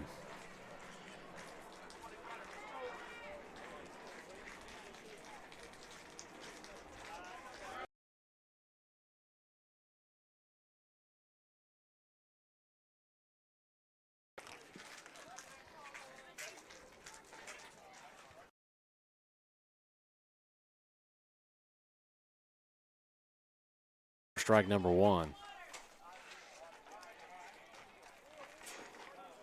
So the Tribe in good position right here, just one down, runner on second base.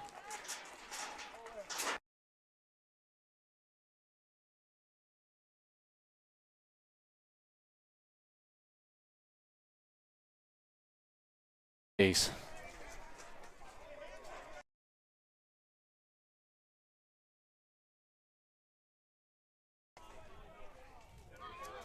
That's going to bring up number 27, Alex, for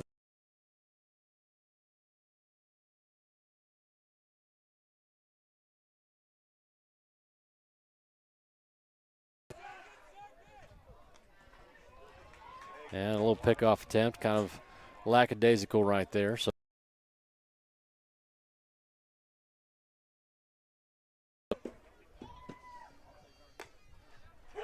and Mason starts out with the first pick.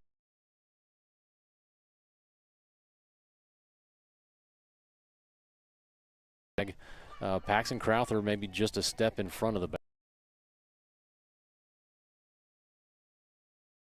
That's coming into play.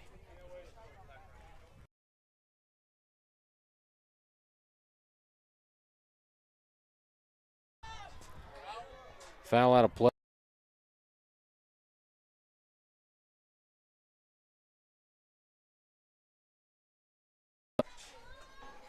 Home plate umpire taking just a quick moment here to clean off the dish.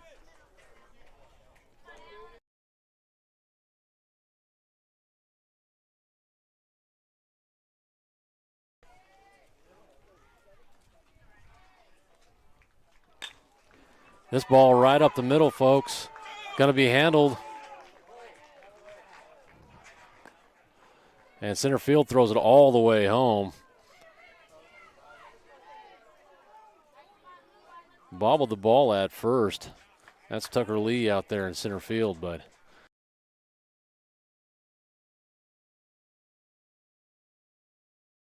probably not necessary in that particular situation, but does hold the Tribe. And now with the bases loaded, just one down, that is number 10, Levi, for the Tribe.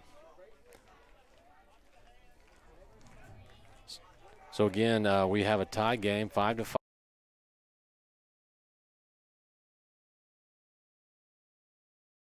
With ball number 1.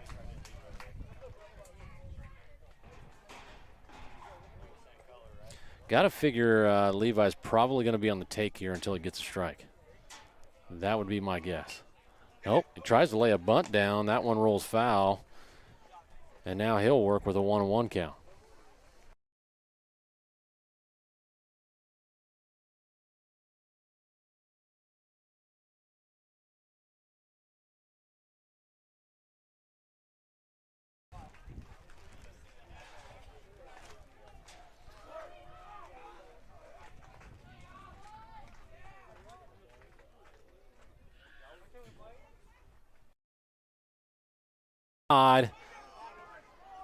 Tribe will be tagging. Throw's going to come.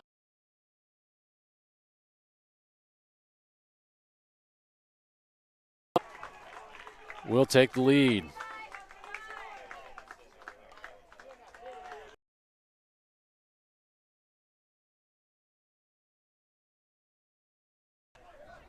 So Tribe.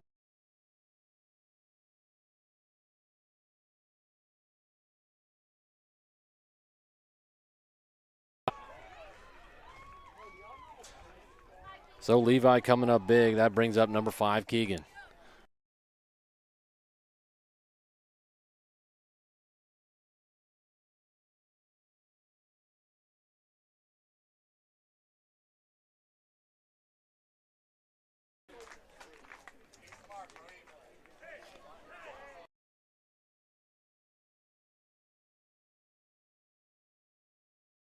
Sites a game that they otherwise would have been, I think, well in control of. But hats off to the Tribe because they have taken advantage of every error. And they're, you can make an error and not be substantial to the course of the game. And so the Tribe having to be on their toes and ready and when those situations have arisen, and they certainly have done that here.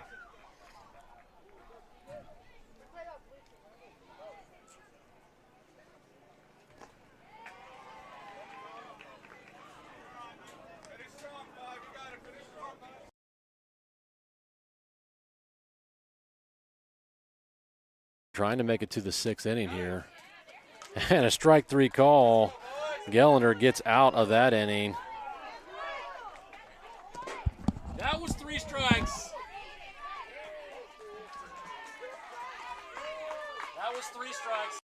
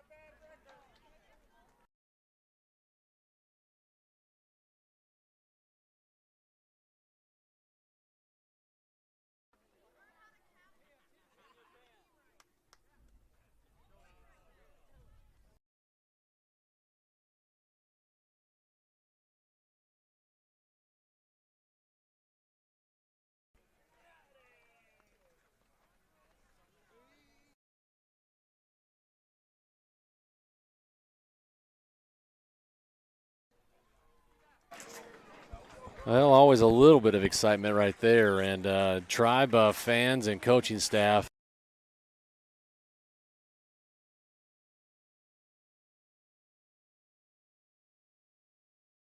keeper over here to Bryson Spears' father, who's able to just come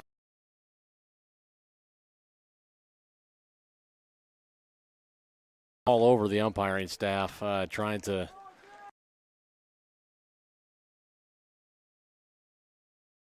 in that particular situation. They put 2 on the board, and they enjoy now a 2-run lead.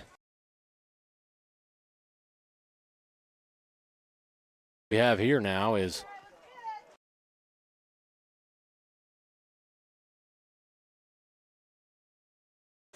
and number 10, Sebastian Wingrove, will be at the plate.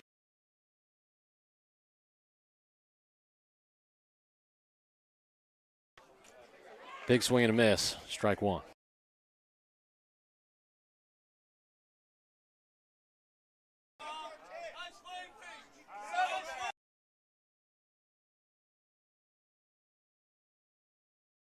Fourth. And that's just one of those things that's never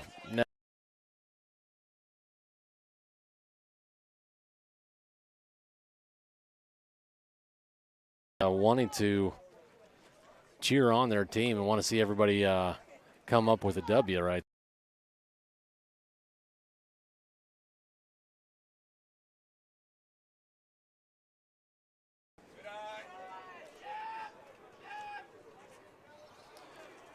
I, for one, always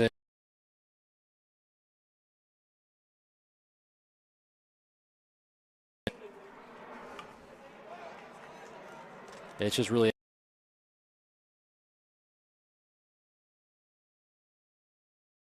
control and kind of take over the game. These boys just want to be out here competing.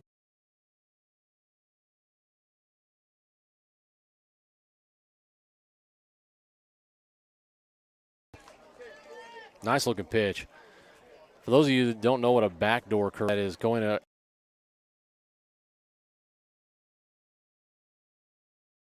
on the far side away from the batter. So that was a right-handed batter. He got a left-handed.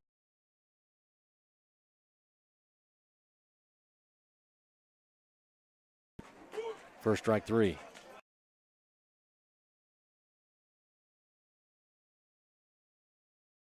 Couple of nice knocks here today.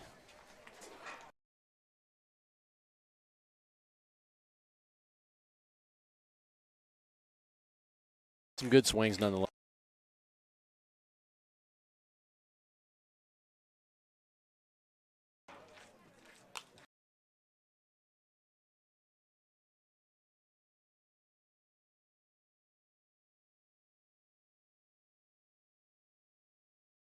Howard County Cubs.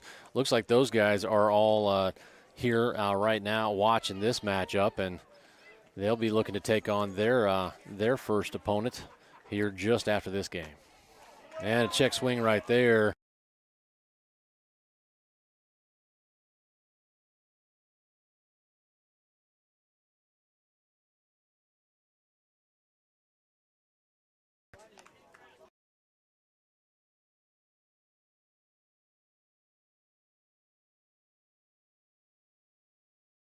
Kilman did not go on that pitch.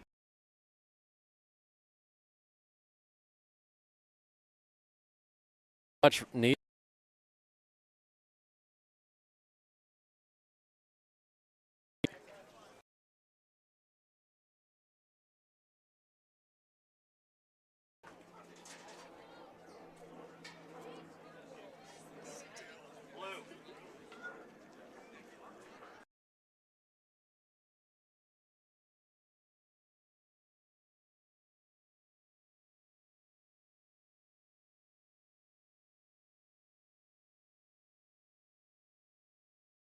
He went down.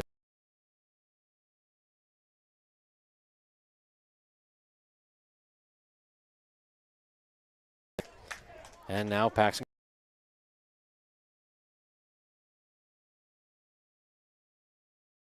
By any measure by either team.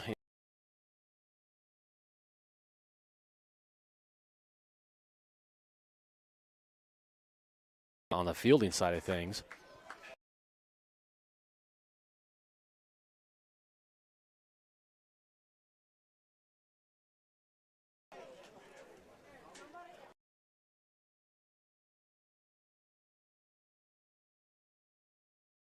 We're at first base.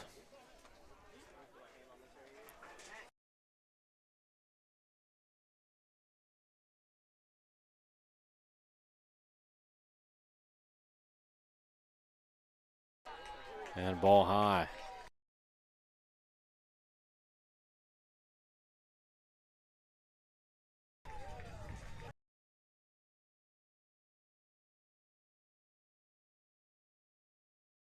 So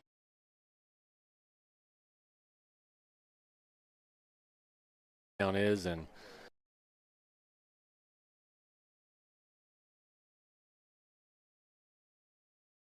balls and Crowther.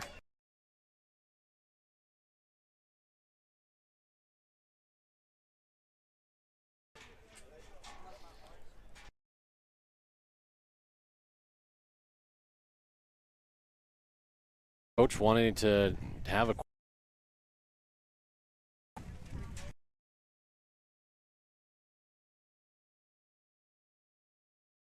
looks like he may be talking about making a pitching change, and yep, he is certainly doing just that.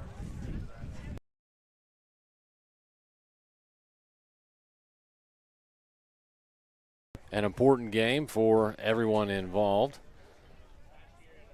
Tribe going 1-0 in pool play here. This is their second game.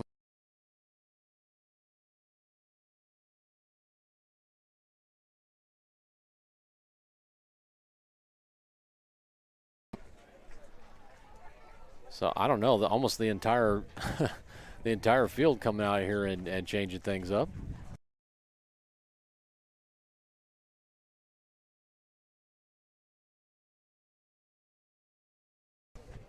I thought Colin pitched earlier.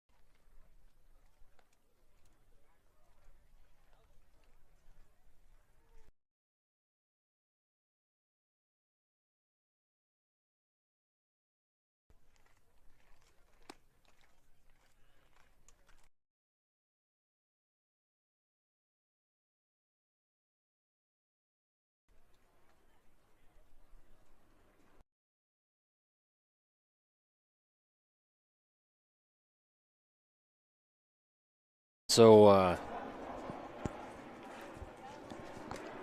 game changer check for me, and Colin did not pitch earlier in the game.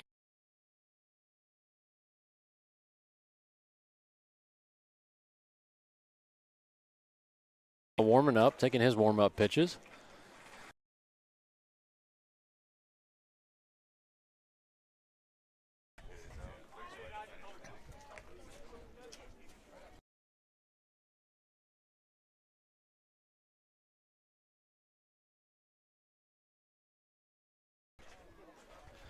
All right.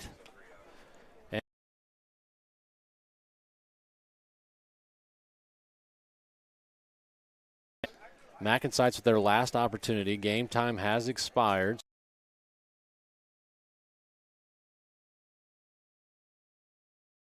Nine run represented over there on first. And one down.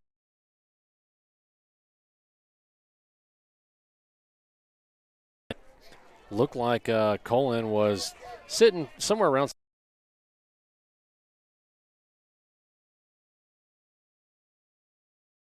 And he starts off with the ball outside.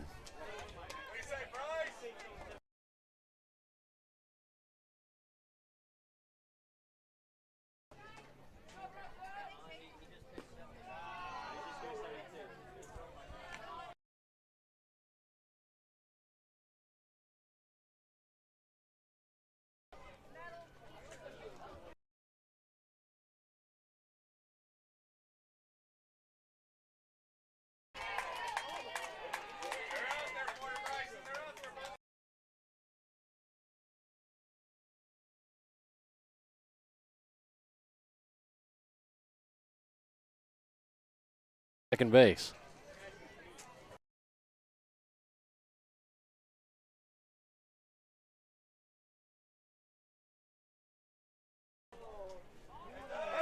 That one right down the pipe. And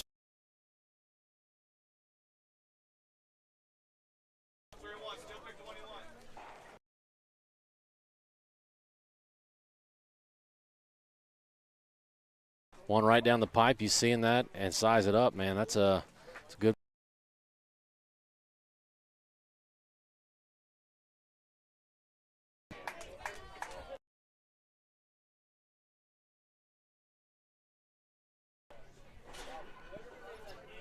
Grant taking his time getting to the plate here, folks.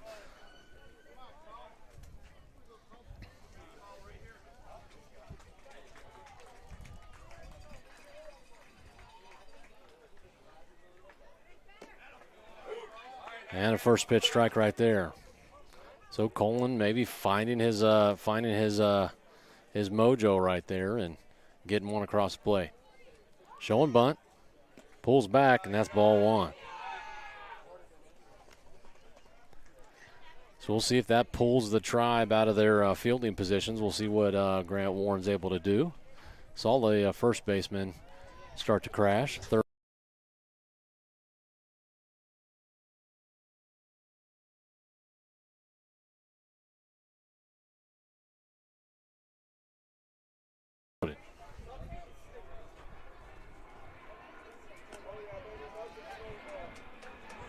Ball.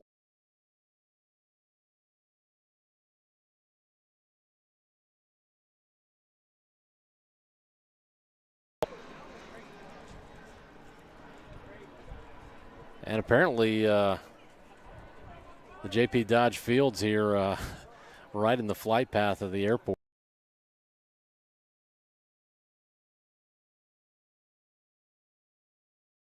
Just want to put the ball in play right there. If you put the ball in play, at least you get maybe one run out of it and you get something for that out. But right there, we got nothing. That's going to bring up number 23, Brody Rice. And Brody with a nice double.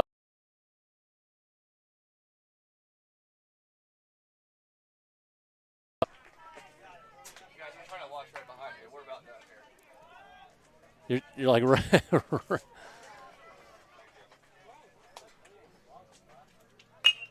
Ball right up the middle, and he gets through. One run comes across, and they hold that second run. My goodness, an RBI.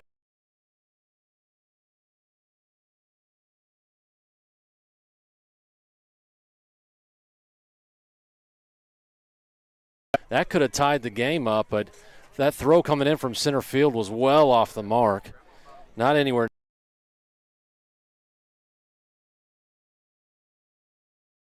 Cooper McCowan.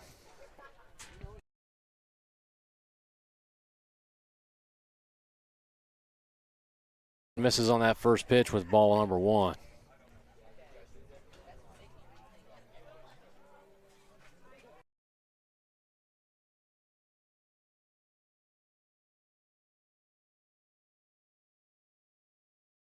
Count.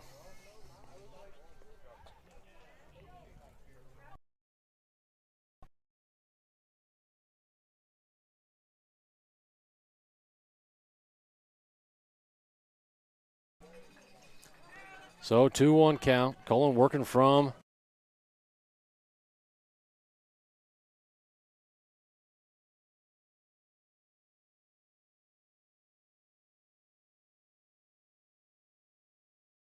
so again, bases loaded.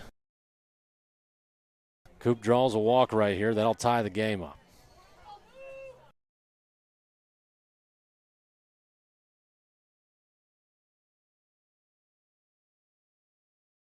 Bases loaded. Playing in Battle of the Omaha.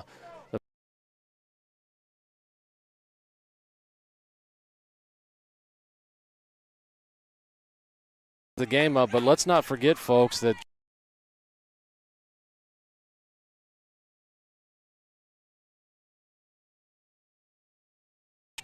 that brings up number 5, Mason Gellender, to the plate.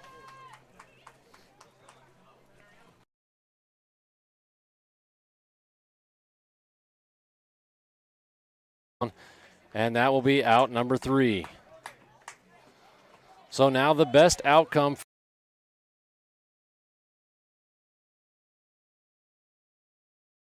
the home team. They will have the last at bat, and Mac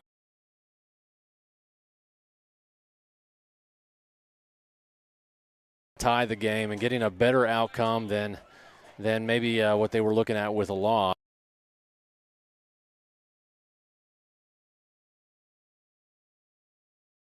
Tribe holding on, doing a good job there, and now they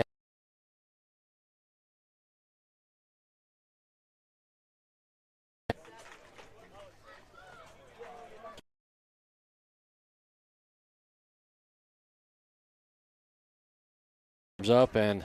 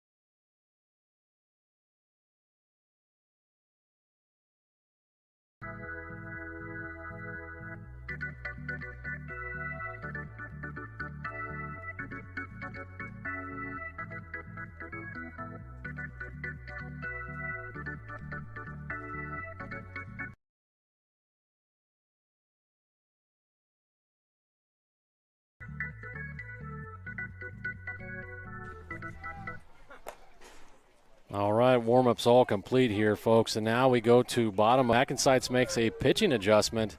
And now number 27, Tucker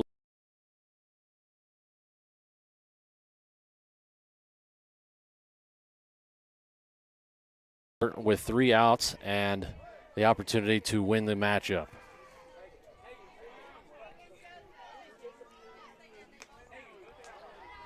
First pitch coming in high. Ball number 1.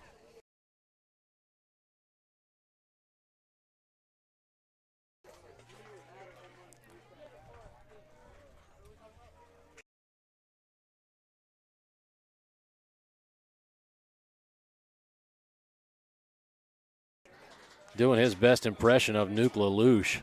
Asked for a different ball. And we'll see if he can make an adjustment here. Getting down early in the count. Folks did not see who was leading off for the Tribe. Trying to see his number over there. And number of crowds.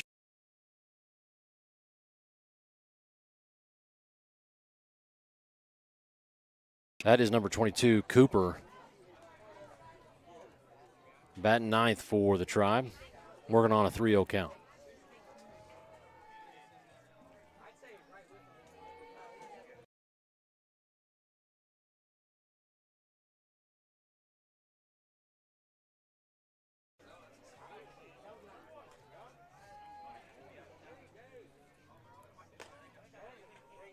Oh, and the umpire second guesses himself, starts to call a strike, then ends up calling a ball. So Tribe earn a leadoff walk, and that would be the go-ahead run.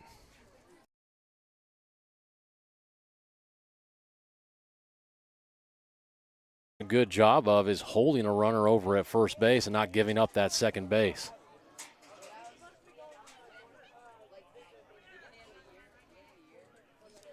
And we'll say that Tuck has a pretty good looking slide step when he's been able to use it. And that'll bring up number 31.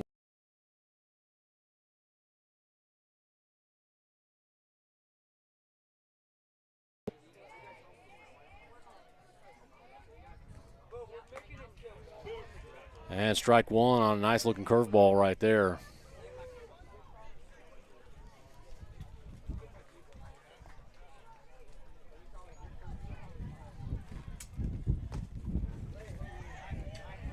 Sticks with the same thing back to back.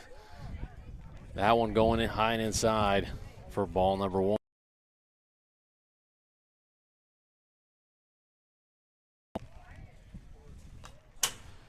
He blows that one by him, but Cooper's able to, I'm sorry, not Cooper, Colton is able to get the bat on it, fouls that one back, now working on a 1-2 count. Tell you what, the wind's coming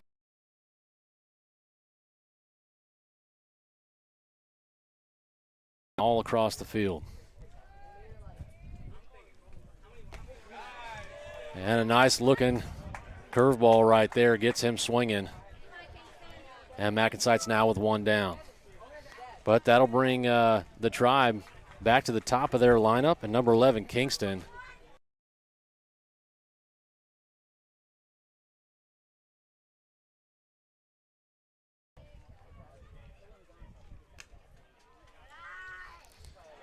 That fastball coming in well high, ball 1.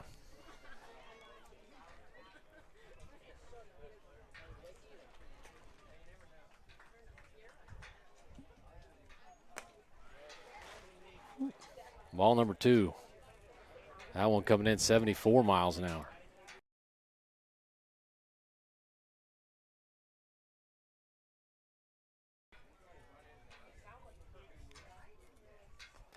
Big swing and a miss, but a pass ball, and the runner's able to advance uncontested. So, folks, again, that is the pivot.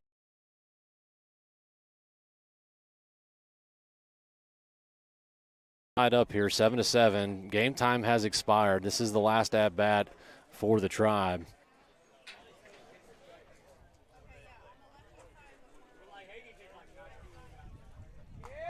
And strike number 2. So now a 2-2 count. Kingston with a big deep breath, steps back into the box, ready to go.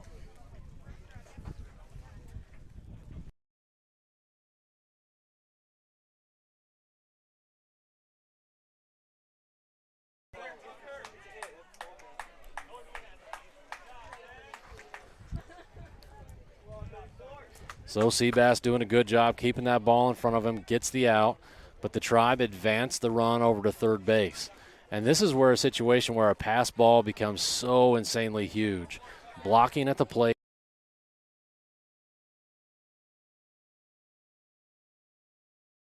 For the Tribe. That one comes across high, ball one. That was his off speed.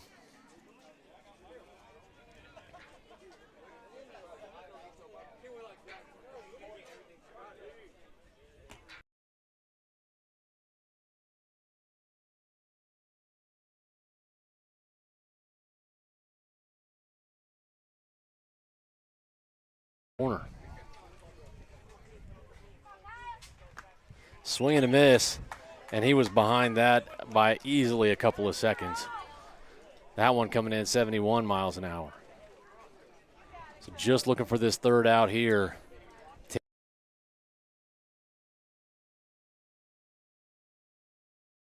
Foul ball. Man, just on the right side of the line, and would have been a great knock for Kyle for the Tribe. Doing a great job getting the bat on the ball. That was that off speed. And you got to think, Tuck's got to just blow this one by him. Not that the size of the batter has much to do with anything, but obviously this batter a little bit small.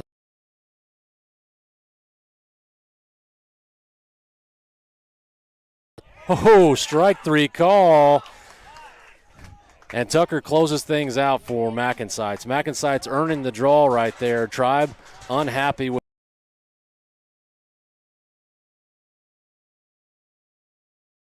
hiring staff and that kind of thing. But Tribe played a good game here. They did have a couple of miscues with some errors out in the field. Certainly MacNSeitz played sloppy as all get out, but boys will meet at home plate. And wish everybody good luck and in the rest of the tournament. I got to imagine that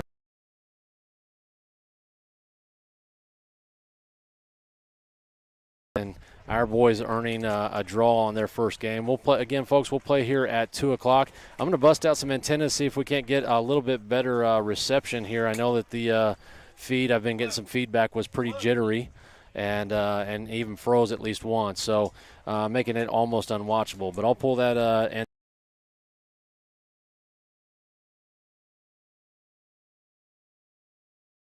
reception for our second game.